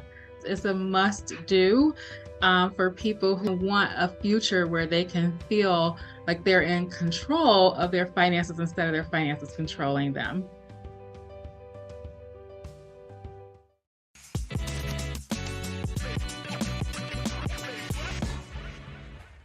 Hello, folks. Welcome to this session, which is my favorite session because I'm with my favorite people who do my favorite work, and they do it in just an outstanding way. We have with us three dynamic pastors, three men who have made an impact not only for the kingdom of God, but made impacts in their respective communities. We all preach about the church not being confined to the four walls of the church, but often it's mere words that are not matched by deeds. But these three leaders are people who have taken the enthusiasm, the integrity, and the spirit of the church and leveraged it to bring about transformation outside of the four walls of the church. And I'm just proud to have them as my friends. Dr. Bruce Williams from the Bates Memorial Baptist Church in Louisville, Kentucky. Bruce, good to see you. Good to and be here. then the pastor of the Emmanuel Missionary Baptist Church, Reverend Dr. Darrell Webster. Darrell, good to Good have evening, you. Doc. Charles Goodman is my newest preacher friend, and Pastor Goodman, thank God for you and thank you for being with us today. Thank you, Dr. Soares. So before we get into the subject at hand, this is our annual dfree conference where we invite new dfree leaders to learn, where we train people to be dfree facilitators, and we just kind of bring people up to date on where that movement is going. But before we go there, I'd like to ask each of you to describe for all of us how your church is doing now that we are past COVID. Pastor Webster, let's start with you. Well, again, thank you, Dr. Soares, for allowing me to share. It's always a blessing. And as it relates to how we're doing, we are progressing slowly. But I would say that we're still striving to give them healthy diet as we reset. We're trying to get people back to the main thing. We are balancing still the media ministry, the media church, as well as the in-person church. We are moving out of the building as it relates to other places, whether it's low-income housing, schools. We are doing ministry in the marketplace. So we're healthy, but we're still resetting. Yeah. Pastor Goodman, how is Tabernacle doing? Thank you again, Dr. Soares. It's awesome to be here with Pastor Webster and Pastor Williams, who are just some trailblazers in ministry. So I'm grateful to be here with them. That's an interesting question. And I would say that we're in a very interesting season. When COVID first hit, I, as many others probably felt, there was a great increase as we saw a surplus of funds enter the culture. Honestly, 2021 happened and it just kind of bottomed out a little bit as we saw those excess funds that people were utilizing in different ways were kind of drying up a little bit. I think we learned some hard lessons that the church was not as essential to people as we had hoped it was. But with that being said, it's been an incredible steady rise from 2022 to where we are 2023, where we're seeing people as we continue to put in front of them our importance as far as being good stewards of what God graces us with. But I've had a whole lot of new people who have come to church and found us. And part of the responsibility was teaching them the right way. So it's been an interesting journey the last few years through the pandemic and now in this endemic. And so we've just been pushing along, but we've been seeing as I said, 2020 was a high point. 2021 took a dip, but we've been steadily rising to the point now where we are really getting to the place where we're kind of exceeding what we were doing before the pandemic. So I'm just trying to figure these things out. But as other pastors on this panel and others who are probably listening in, it's a journey. And so I'm grateful that in spite of it, God continues to allow us to be healthy and continue to allow us to grow. Now, Bruce, you had an unusual experience before COVID, and it was, as I understand it, as a consequence of your involvement in social justice. You had an opportunity to really expand your outreach via streaming before COVID happened. Talk about that and how that parlayed into a COVID ministry and now post-COVID. Again, thanks for having me. And it's wonderful to be on here with these two brothers, Brother Webster and Goodman. But yeah, we had, as you know, Breonna Taylor was a global phenomenon. It was one of the few times I've ever seen protests happened all over the world simultaneously. So, and we were at the forefront of our church, and members and people who we are in relationship with were at the forefront of it as a consequence of them seeing clergy and members at the forefront of one of the most significant justice issues and movements at the time. Then, of course, there was some great interest in our church because there were many people, young people, who thought the church was irrelevant and or at least had laryngitis and wasn't speaking up for issues of justice. And so there was a lot of interest in our church. And as a consequence, people came to see who we are and what we were about as a consequence of that. But when COVID hit, we thought it was wise to shut everything down. One of the things that was of benefit to us is when we went into this new facility we had years ago in the 90s, we were on the cutting edge of technology then. So we had an online ministry. And so I've been here so long that we just showed what we call classics. And we had 6 services a week. And so we just shut everything down and online just showed in all 6 services things I had preached before. And again, I've been here so long, there's so much material. And as a consequence, it was a benefit to the church, and it was a benefit to me because I got a chance to rest. I didn't go to the church. I discovered brunch. I didn't know what that was until COVID. And while we were at COVID, we got a chance to do some evaluation as well. What were we doing? What should we continue to do? And then after COVID, we decided to not just go right back to everything, but to kind of unfold our ministries by priority. With regard to stewardship and giving, our giving had kind of plateaued in the year. And the interest was really high, and then COVID. And during COVID, our giving kind of plateaued as well. After COVID, it has skyrocketed, actually. But I am certain that not only has it been just our overall teaching of stewardship, but that dfree component has been pivotal because it not only helps us talk about biblical giving, but it also helps us teach them what to do with the 90% after they tithe. Yeah, Pastor Goodman, talk about what you were doing before you were involved in the dfree content and why you made the switch. Well, we were involved with a financial strategy plan of a person who will remain nameless at this time. I don't want to give them any more publicity, but it was somebody a lot of people know, is widely known. But I think nothing against their strategies per se, but when things started to kind of morph into what I believe was some harmful things towards our community, I said I will no longer kind of support that kind of financial strategy backing. I hope I'm making myself as clear as possible. So we had to move away from it because ultimately I didn't think any of it what was given to us was anything that profound, but it was more debt cancellation. But I serve an African-American community. I want to make sure that there's a lot more things to what we do and how we look at the gospel. The gospel cannot be devoid of social justice, and that includes economic justice. At the end of the day, Jesus talks about that in his sermon in Luke chapter 4. So we just I felt it was better to kind of shift us to let's deal with some strategies from the heart of a pastor that comes from our context. A Black pastor that leads Black people that really has a heart for Black communities.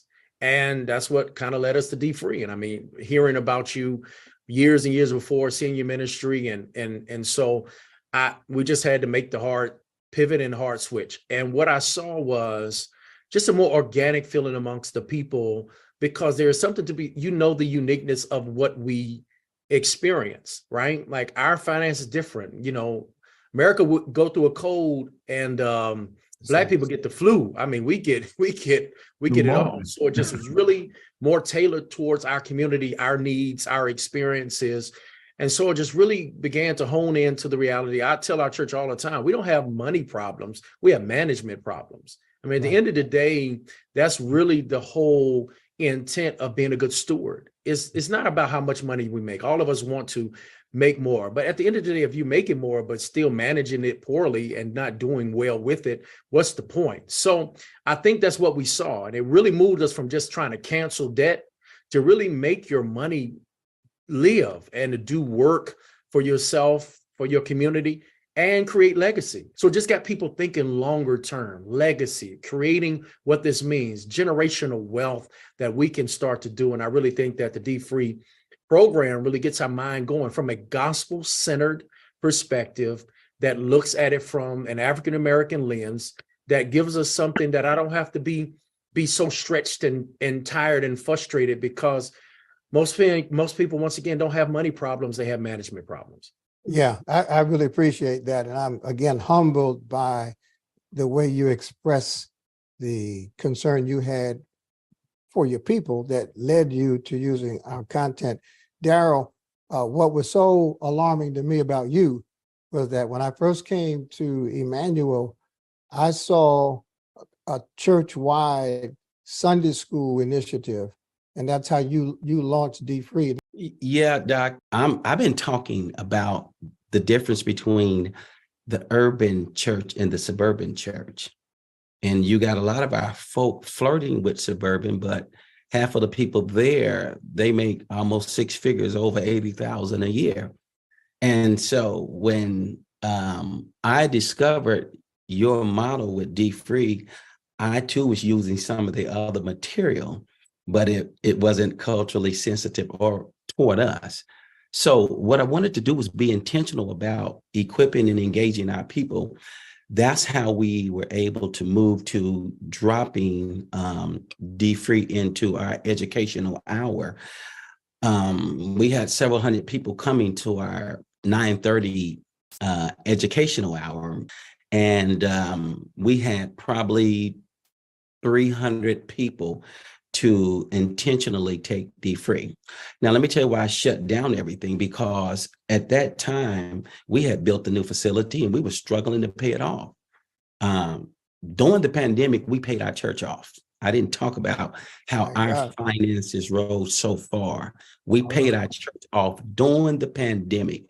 We owed probably close to $500,000, and that during that pandemic, money came in so fast. But we had been doing dfree for probably 10 years.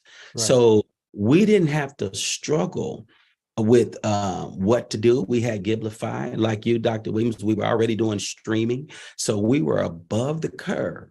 Now, what I've discovered since then, Dr. Soares, and that's been such a benefit to us, everybody's talking right now about the mental health post-pandemic.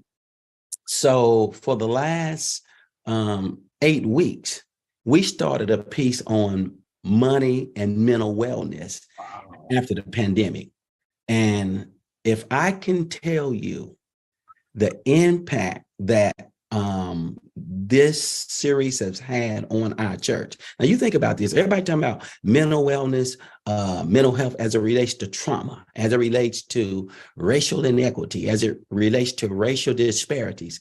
How about mental health as it relates to money? Right. Before the pandemic, 3 to 4 people said that they struggled with money issues before the recession. Right. And I think we got to dig a little deeper as it relates to all of the problems that money causes people. Money is the number one cause of marital distress. Money is the number one cause of divorce. So we went at it, Dr. Soares, from a whole nother level, using some of your material, Pastor Goodman, during this post-pandemic, because I'm seeing the money drop now. And so now that the money's dropping, I know that there's a mental issue going on in the minds of people. So we, for the last 8 weeks, have been having these sessions on mental wellness as it relates to your money. I'll say this lastly. There's a difference between mental health and mental wellness, whereby a whole lot of people got mental health issues and they've been diagnosed. Your mental wellness, doc, as you said before, Dr. Goodman, has everything to do with how you manage what you have. Right. Yeah, and Bruce, finally, let me end this with you. What I notice about your preaching, Dr. Williams, is that you have a tendency to sprinkle in dfree within the context of your message, even if your message is not about stewardship or about money. Talk about that homiletic strategy. One of the things I think that makes dfree effective, aside from its substance itself in the church, is in a Black church, it has to have support from the pastor. Absolutely.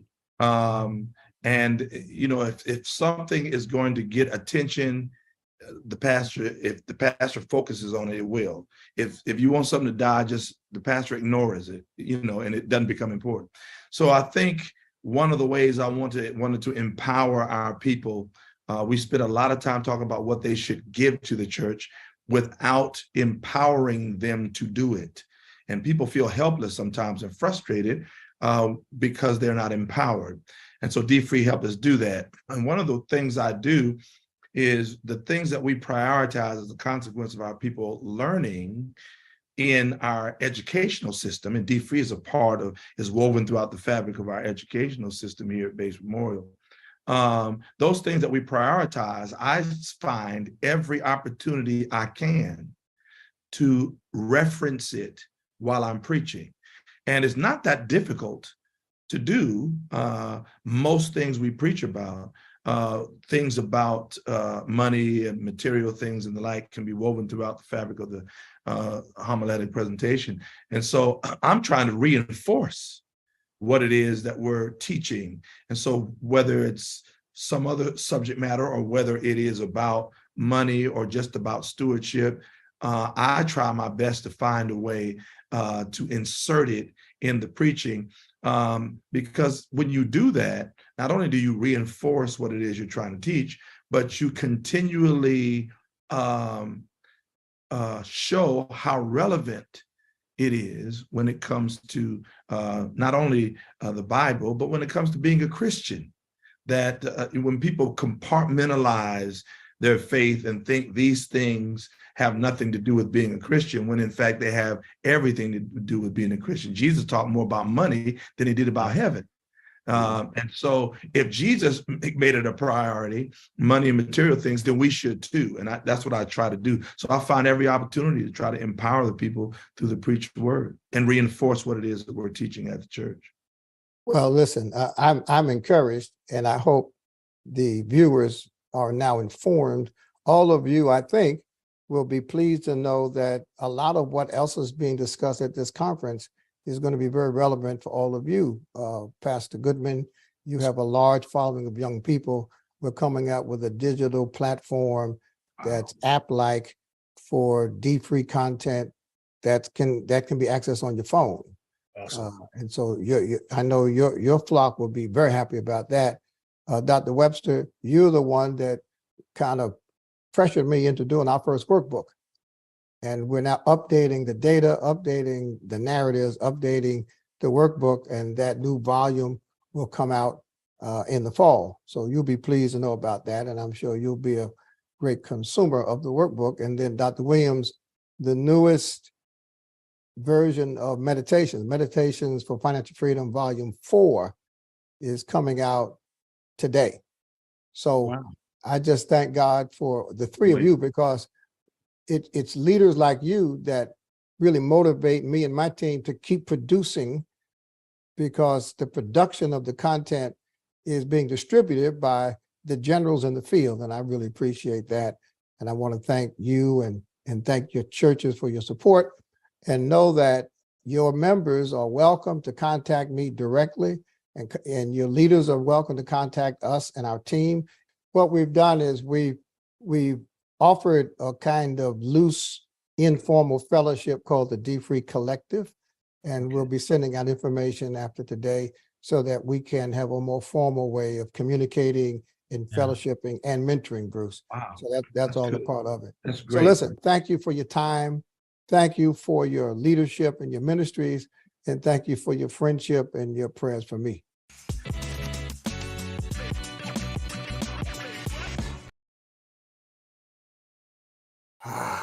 All right, folks, Listen, if you're not inspired, something's wrong with you.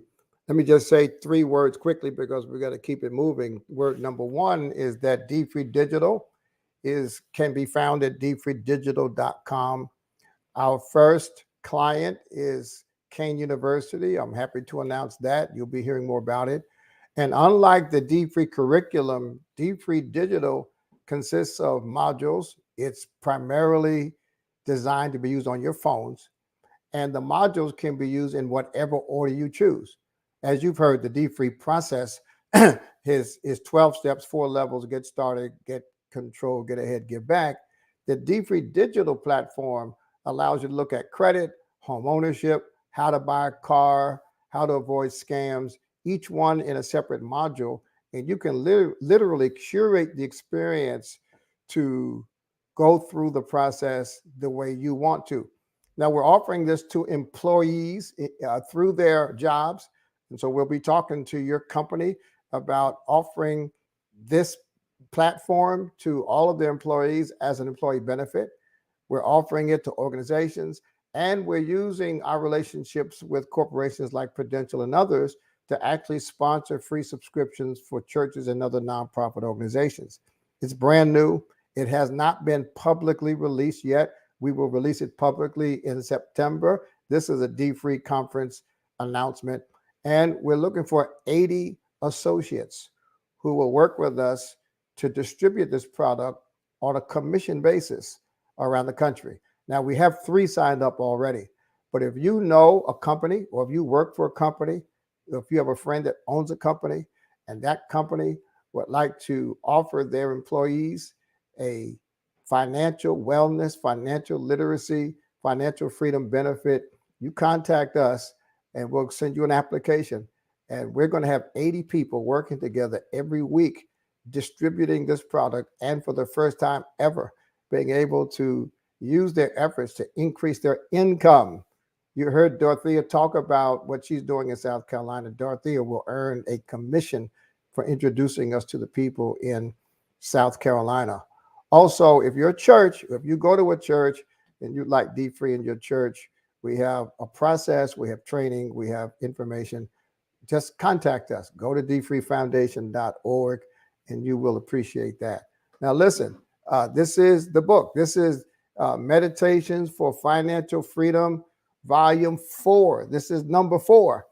And on August the 20th, which happens to be my birthday, I'm going to have an official launch party for this book. I'm having a birthday party and a book signing and a launch party for this book. However, it will be available. I think it's available now on Amazon.com. And between now and August 20th, what I'm hoping you'll do is get the book, read the book, give me a 5-star rating. So when we have our launch party on August 20th, we can launch already being the number 1 book in the finance and spirituality categories. Now, we're moving on. And I just want to thank God for all of those pastors. We're going to have a special pastors event before the year is out, like we did at the beginning of COVID. We've got over 1,000 pastors in our database, and we want to make sure we're bringing you the most up-to-date information we can. Where is Reverend Sutton? We need her to come back. And I feel like here she is, Reverend Sutton. I just call your name and you appear. Here, good to see you again, Dr. Soares. That was such an informative panel. It was so good to hear from all those pastors and how they're using dfree and how they're able to not just bless their churches, but also their communities. But coming up next is that segment I told you about with the financial advisors. I'm really looking forward to that because they're going to show and tell how financial professionals are utilizing dfree as well. I know you also heard about dfree EDU. It was just like a little bit of blurb about it, a little mentioning of it.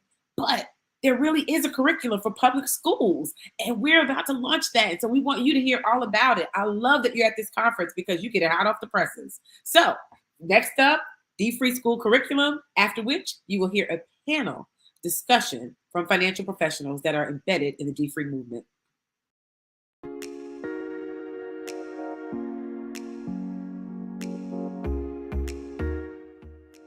Hello, my name is Sherry Washington, and I had the distinct pleasure of collaborating with the team in designing our curriculum maps for the dfree curriculum. There are 4 modules in our curriculum, and the modules align with the units and the curriculum map. So Module 1 focuses on getting started. Module 2 focuses on getting control. Module 3, get ahead. And Module 4, give back.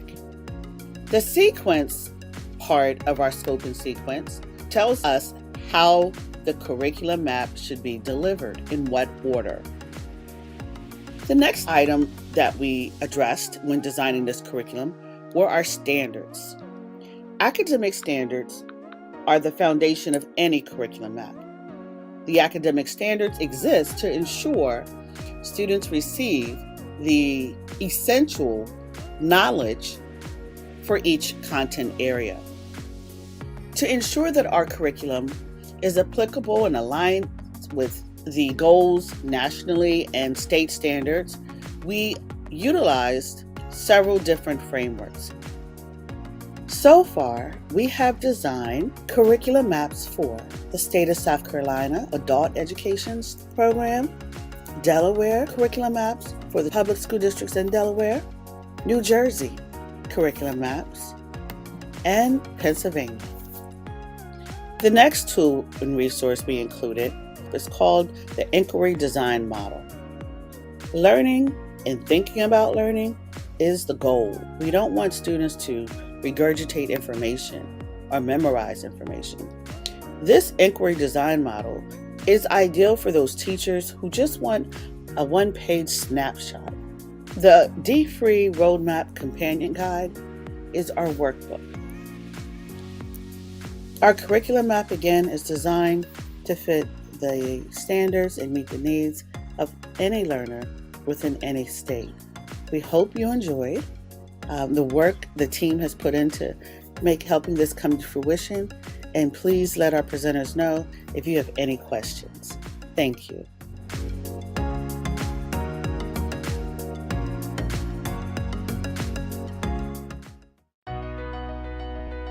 My name is Regina Millage Brown.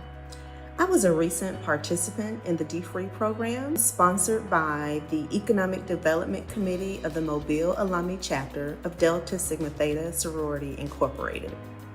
Let me start by saying the 12 steps to financial freedom are absolutely amazing in helping you to save money as well as helping you to eliminate your debt. As a participant in the program, I was able to do both. I saved money, I eliminated a lot of debt during the 12 steps, and I look forward to continuing to eliminate that debt and save that money. A very special thank you to the dfree team. I also would like to thank the Economic Development Committee, to the chair of that committee, Ms. Shernita Taylor. Thank you so much for allowing me to see that I too can one day say yes to no debt.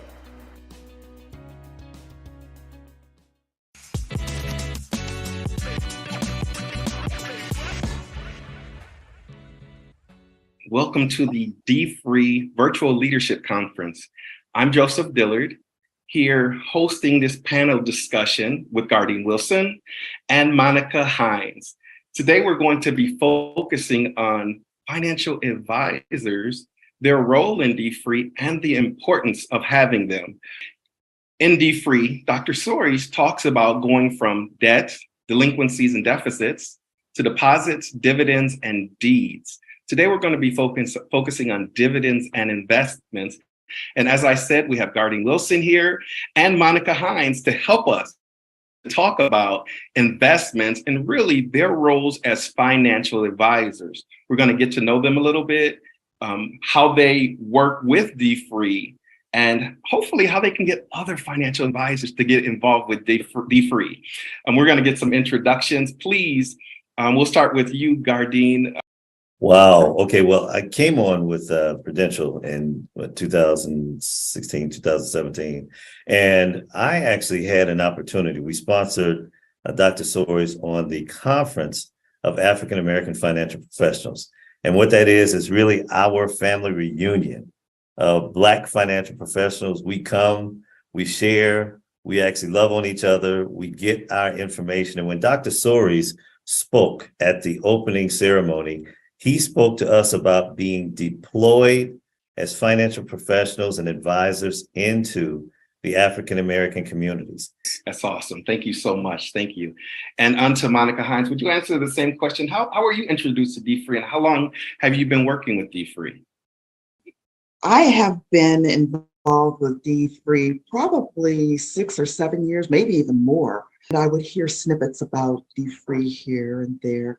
And it sounded like an interesting program, but it took me a while to find how to get involved with it. Once I got involved with it or learned how to connect with it, I was like a dog with a bone.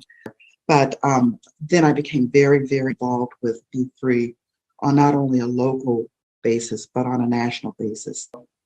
Now, in what capacity have you worked with dfree? What exactly have you done? We'll start with you, Monica, please. I'm a facilitator.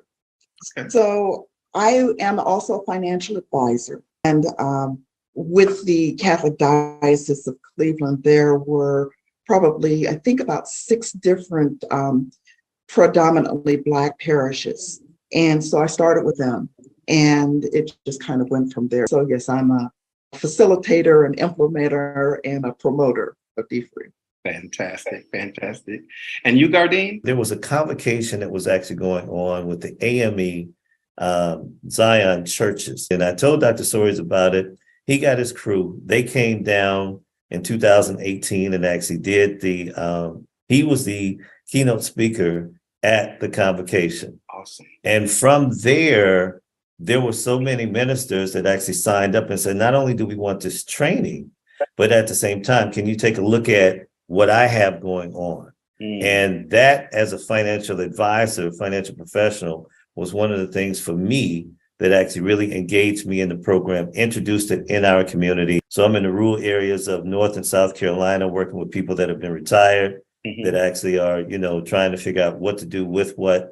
And the whole education piece is so key to us actually understanding what's in your hand. So that's really an intro to my involvement way back in 2018, pre-COVID. Now, both of you are financial advisors. Would you tell me how you've incorporated dfree, if you have, into your work as financial advisors? Gardine, would you start us off with that, please? Yeah, so for myself, clearly, having, 137 churches that expressed an interest, and of course, looking at some of the churches that I've actually taught in, some of the individuals that were also, as Monica said, were in the community that were involved in teaching the program, some of the parishioners that actually went through, learned the program to teach it in some of these churches, that also opened up the door for the AME congregation to actually be involved. And then at the same time, we had a factory closing that was actually in South Carolina that actually gave me an opportunity to not just teach them, but also to work with them from where they were in terms of retirement transitioning in what it was that they were actually doing. So it gave me an opportunity to use some of the tools and share some of that information in some of the community-oriented programs that I did. So I've taken the approach as to what's in your hand. Now, one of the things that we did in shortly, the pandemic was still, kind of lingering, is that we had a What's in Your Hand segment in March of 2021. And then there was a student loan, a virtual seminar that we actually had in April of 2021. In that particular seminar, for me, what I did was took a look at becoming a subject matter expert in that particular area. And ironically, at the same time, because of the new administration, they were cleaning up a whole lot of people who had been in very precarious situations with student loans. They were canceling and they were forgiving loans. And so when you look at how that's freeing up assets for them now to actually invest, that's been a very, very great component of my practice in working with our communities in rural and Black and Brown communities to actually make sure that we're moving the dial on the wealth spectrum? So when I do the D-Free programs, but one of their additional assignments is to complete a needs analysis, and I just use the forms that we have. And they are have the opportunity to have a one-on-one. It's a requirement, not a requirement, but strongly encouraged to have a one-on-one with me. And once they fill out because a lot of people are intimidated, even though they take the classes, they are at different levels of financial security.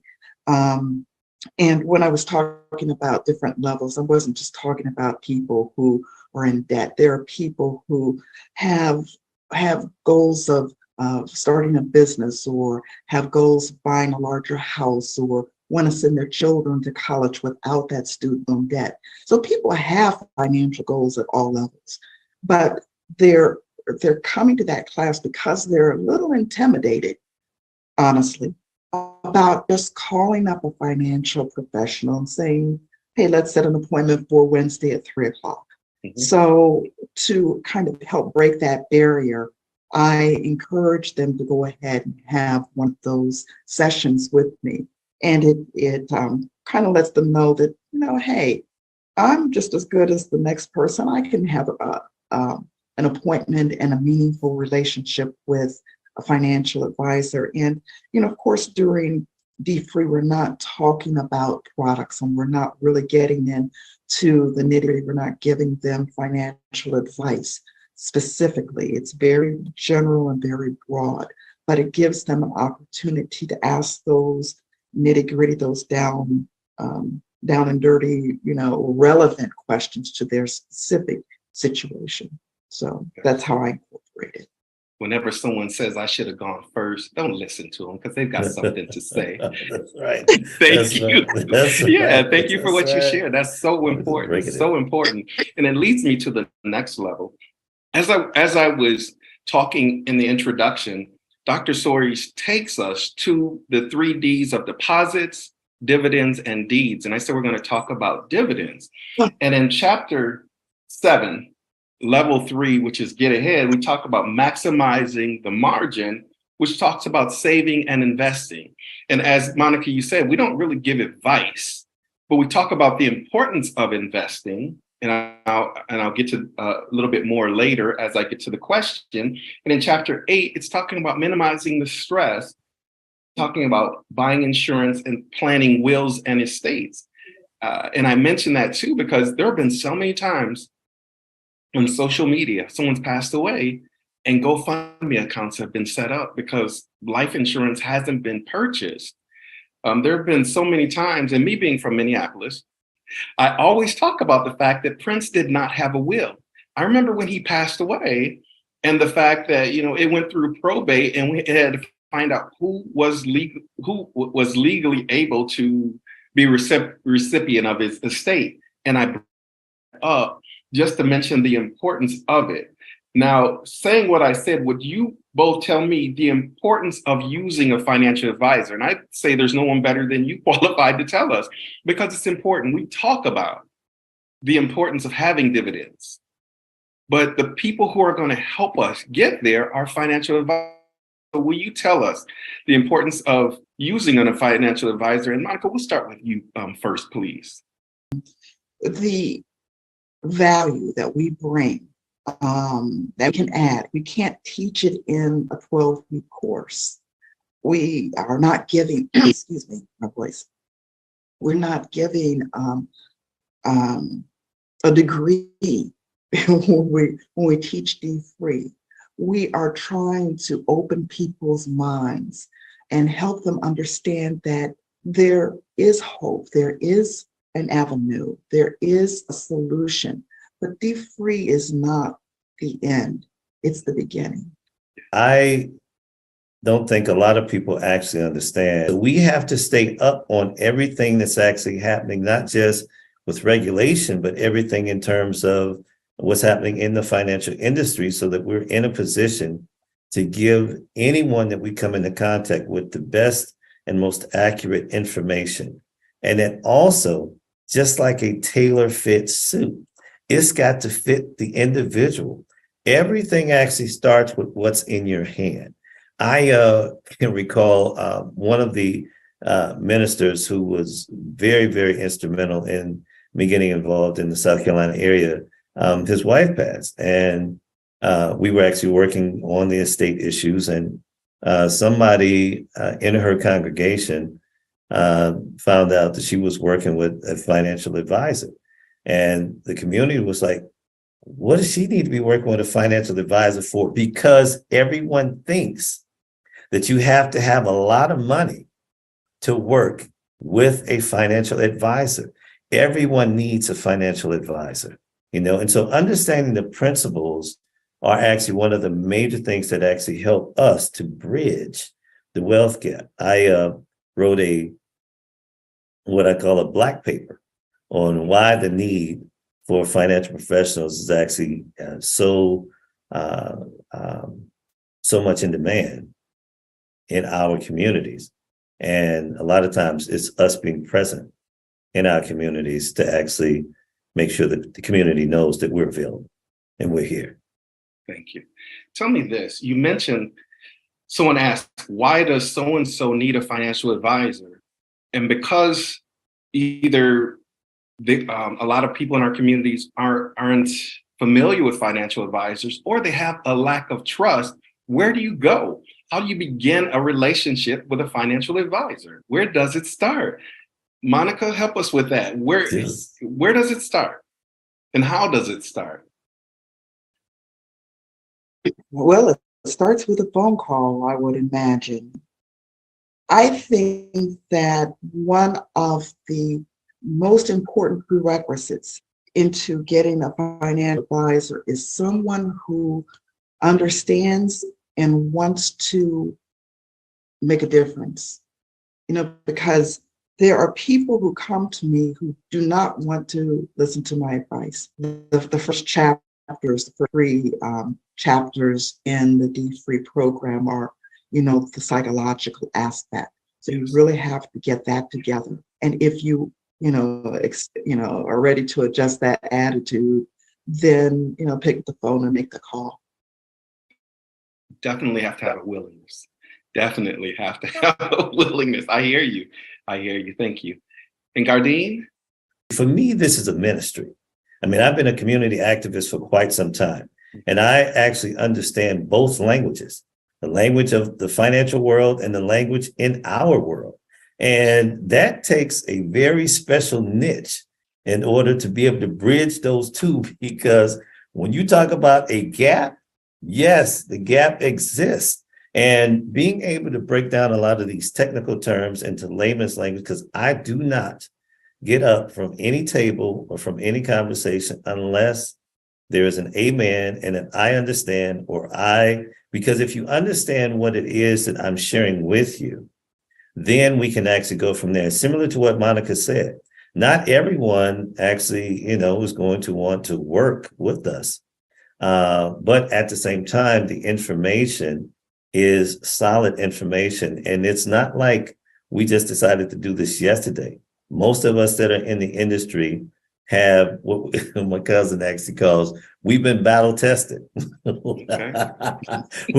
we have been battle tested out here. So, we're not just in here, with nothing else to do. And so there has to be a different component on our end as to the why. And at the same time, I think that, with our community, they have to understand too that these are professional individuals who can actually, because you don't go to the doctor saying, oh, I know how to remove my appendix. Give me that scalpel and let's get to it. No, no. So working with us, again, across the board, I think can really, really help to move the dial. And that's one of my primary purposes. Is the D-Free opportunity has given us an education to actually help educate and actually help to move people individually to the next level in their finances. Great, thank you. Tell me this, would you share with our audience, those who may be financial advisors, why is it important, or why would you recommend they become a part of D-Free? If it is in your heart to teach people, and I tell you, so we have classrooms of people who, don't have their financial act together. They have friends, they have neighbors, they have parents, kids, relatives, church members, club members. They know people, right? And over and over and over, it's one of those gifts that keeps giving back. There's probably not a week or a month that goes by that I'm not getting some kind of referral or, connection back to dfree and programs that I've taught in the past. So, if maybe that's why it started in the church, because we are thinking about others, we're trying to uplift our community. And it is a phenomenal program. It is a phenomenal way of breaking it down, of helping us understand how we can take a step forward. It's very gratifying. So I agree. That's why I think that, people, the right people should get involved. I hear you. It's not for everybody, but it's for somebody. Thank you so much, Monica. I would actually say, you have to go back to your why. You have to go back to it. And at the same time, what is your practice? What is it that you're actually in it for? And when you look at, it's purpose driven. For us, it's an opportunity to reconnect to our community. And the other side that is even more important is that I've also seen carnage. I've actually seen carnage, roadkill in the street behind financial decisions that were made because they didn't have a financial advisor. And if they had a financial advisor sit down and speak to them at the moment they were thinking about making the decision, one of the best calls that I get is, Gardine, I am thinking about. When you call me and say, I'm thinking about, now we can actually work on how to make the best financial decision to actually, put this in motion, or that's not a good idea right now, and I'm very matter of fact, especially with my clients that I know and been working with for years. So they don't make a move without calling me and say, I'm thinking about, and that's one of the more value added components of having a financial advisor on your team. As we wrap things up, this has been a great conversation. What I'd like to do is, and if you want to repeat and reiterate, that's fine, your last words about the importance of dfree and financial advisors. Well, I will say that I know that my collaboration with dfree was one of the components that actually helped my practice tremendously.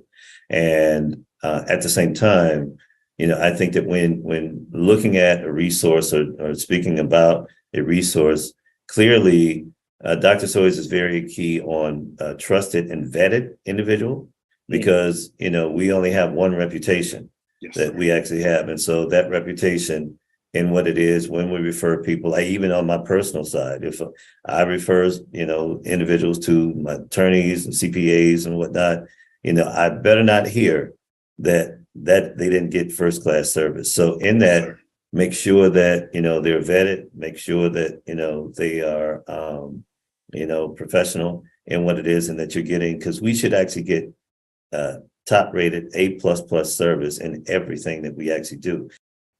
dfree is incredibly important because it has built a bridge between the unknown and a resource of getting information.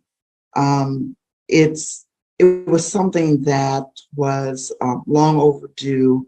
It's still something that is sorely underused and underutilized. It is an introduction.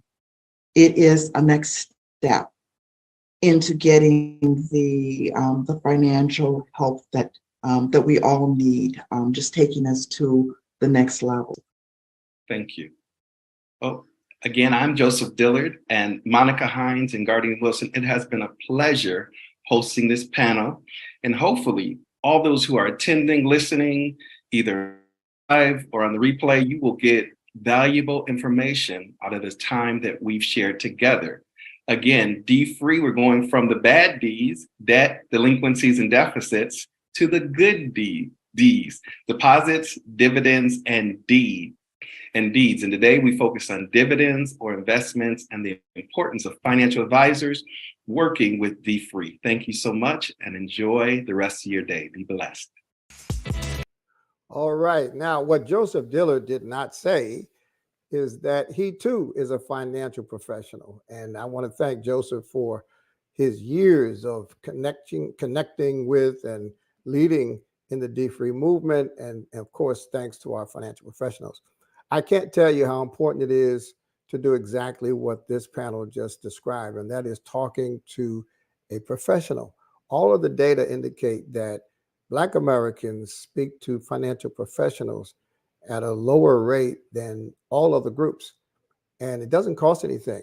Now, there are professionals who will charge you a fee just to talk to you. And if you meet them, just run, because they are not the professionals that we recommend. And if you have trouble finding one, you can go to our website, dfree.com/gethelp. And we will link you with a professional who works with us, who will not charge you, and who understands the dfree process, the dfree principles, and the dfree values. Listen, we're almost done. We have heard from so many outstanding people, and I can't thank the participants on all of our panels enough. You know, there are two prevailing currents in Black America as it relates to money. On the one hand, we have the stream that says, well, things will never get better. You know, racism is too intense. I'm too far down to ever get up. You know, people who are just stuck and they've given up. Then at the other end of the spectrum, we have the get rich quick schemes. You know, put in $1,000 and in a month you'll make $1 million. Invest in cryptocurrency and you'll be able to see your bank account grow the way my bank account grew. And what I've discovered is that neither giving up on the future makes sense, nor get rich schemes, even those that are endorsed by celebrities and influencers, make sense either. That we come down on what you might call just common sense strategies. If you listened and if you read and if you observe dfree, this is not revolutionary. This is not revelation either. This is what grandma did. Our grandparents didn't have credit cards. Our grandparents didn't have commercials coming at them over their cell phones.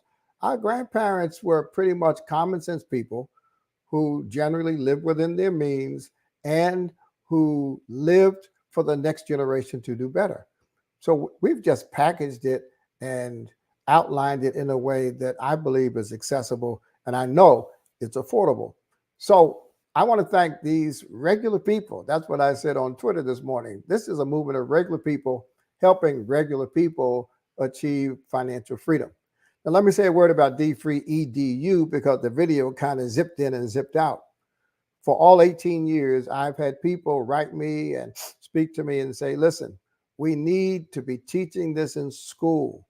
We've got to get to the young people before they have financial habits that they have to then change when they get older.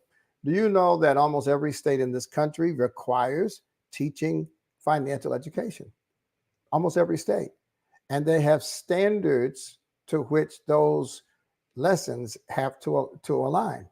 Well, what we've done is we have actually taken the dfree principles, the dfree content, the dfree curricula, and we have now adapted them to the core curriculum standards in 5 states. Before you could teach a course in any school, and I think the news coming out of Florida about Black history courses have reminded us, before you can teach any course in any school, public or private, that course has to meet the core curriculum standards of that state.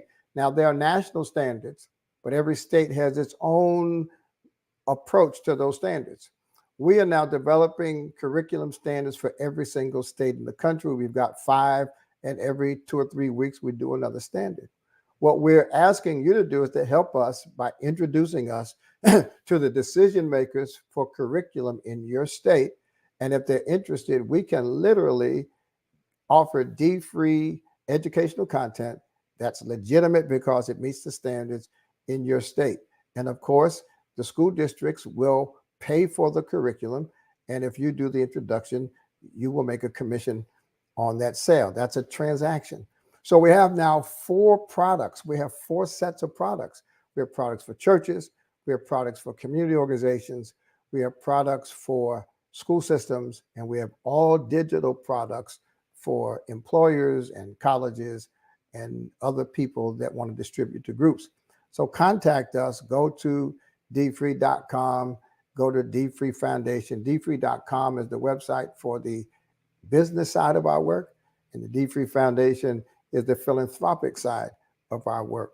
And then if you just like to be connected to the network, this is not an organization, it's not a denomination, but if you just like to be in fellowship with other people who are involved in the dfree movement, you can just register for the dfree Collective. And from time to time, at least on a monthly basis, we get together, we share information. We have little kind of 1-hour mini conferences at least once a month. We've got FinFest coming up. We're going to do live events in Atlanta, Newark, and Detroit later on this year. And so if you sign up for our newsletter, you'll hear much more about FinFest. And by the way, if you'd like to come with us to Africa or support our Africa projects, you can do all of these things either on the dfree.com website, which takes you to the foundation, or go straight to the dfreefoundation.org website. Listen, I have to thank God for this team that pulled together this marvelous conference. The videos were good. In fact, I'm the only one who messed up. I'm the only one that was on camera and didn't unmute myself and messed up the whole rhythm of the day. Everything else went as smooth as butter. So join me in thanking, we have team members in Louisiana, we have team members in New Jersey, and we have a large team in Accra, Ghana. And those 3 locations came together to create this marvelous, marvelous experience. Please help me thank my sponsors. We didn't go out and just solicit sponsors. All of these sponsors are people with whom I have personal relationships. I'm on the board of Alquin Financial. Thank you, Alquin, for your continued support. I'm on the board of Independence Realty Trust. Thank you to Independence Realty Trust for your support. I'm on the board of the Federal Home Loan Bank of New York. Thank you to the bank. And one of my board members at the bank is the CEO of Provident Bank, Chris Martin. And I want to thank Provident Bank for their ongoing support. Next year, we're going to ask you to help us find even more sponsors so that we can have a more elaborate event. The August 20th book launch for my newest book, Meditations for Financial Freedom Part 4, is going to be virtual. You don't have to go anywhere. You don't have to pay anything. We're going to have a live, online, interactive book launch party. And in the meantime, you can get all of my books, all of the dfree books, plus a couple of others that are not dfree books on Amazon.com. I want to especially thank Reverend Shonda Sutton. Reverend Sutton, come on so I can thank you to your face. I want to thank you, Reverend, for your enthusiastic hosting. I want to thank you for, you are really the celebrity. I keep saying we don't have celebrities, but you are our celebrity. Thank you so much, though, for being with us all day. Thank you for being with us on Monday Night Lives. Thank you for being with us whenever we need you to be with the dfree movement. You're right there, and you're smiling, and you're shining, and you're motivational. Thank you so much. Let me ask you a question. Do we have anything else from Fred Hammond? That's what I want to know. Listen, don't go anywhere. Don't go anywhere. I know you heard a lot from Dr. Soaries, and he's actually the best part of this entire conference. So thank you, Dr. Soaries, just for being able to just shed light on all the things that you're doing with dfree and for allowing us to be a part of the movement. We thank you for your vision. We appreciate you. So we give flowers while people can smell them. So thank you, Dr. Soaries, for that. So yes, we do have more from Fred Hammond, but if you would like to donate to dfree Africa, we want to make sure that you look at that QR code. There's a QR code for you to scan. We want to make sure that you do that because you can help with the community projects that they're doing there, and you can help with the foundation. So dfree Africa Foundation, there's a QR code for you to scan and to be able to donate there. In addition, if you'd like to give to stateside dfree Global Foundation here in the States, there's also a code that you can scan. That code will also allow you to be able to join the dfree Collective. So make sure you look at that QR code that's on your digital, I believe it's a digital brochure that you received. We want to thank everyone that was part of the conference. We thank God for Dr. Stories. We thank God for each of you.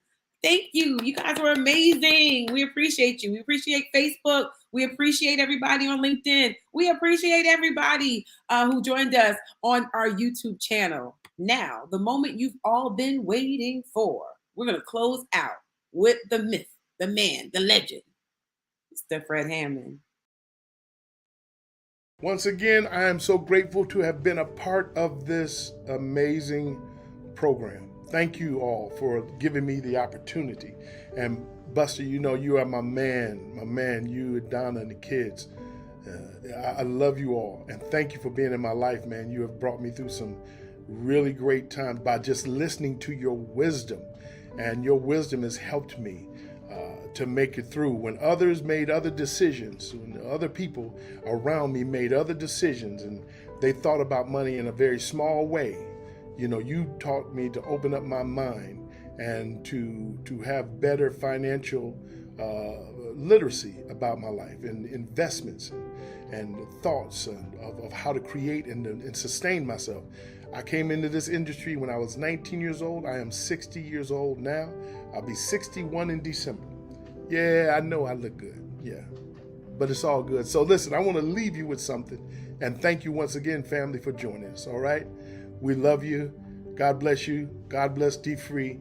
God bless my mans and them. Buster Stories. Easy.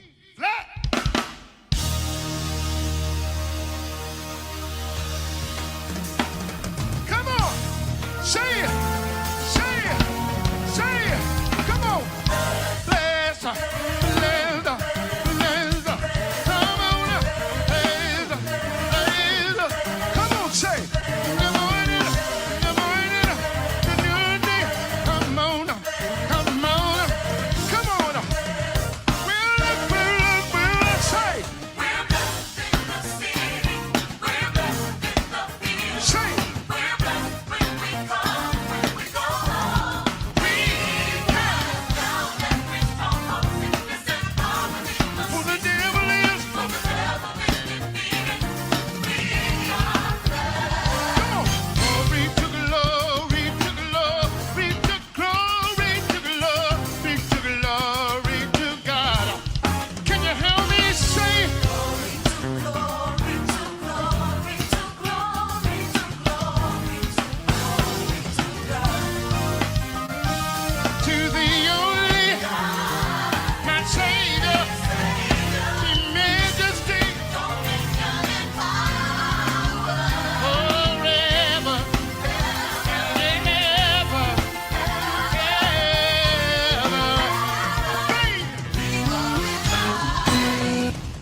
late in the midnight hour, it's gonna work. Yes, it will. Yes, it will. Yeah, yeah. Say it. And around, and around, and around, and around. Say it. Yeah, yeah, yeah, yeah, yeah,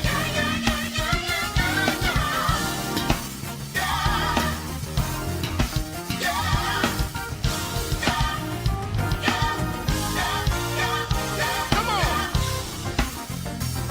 Come on. What? If you're gonna be blessed, say.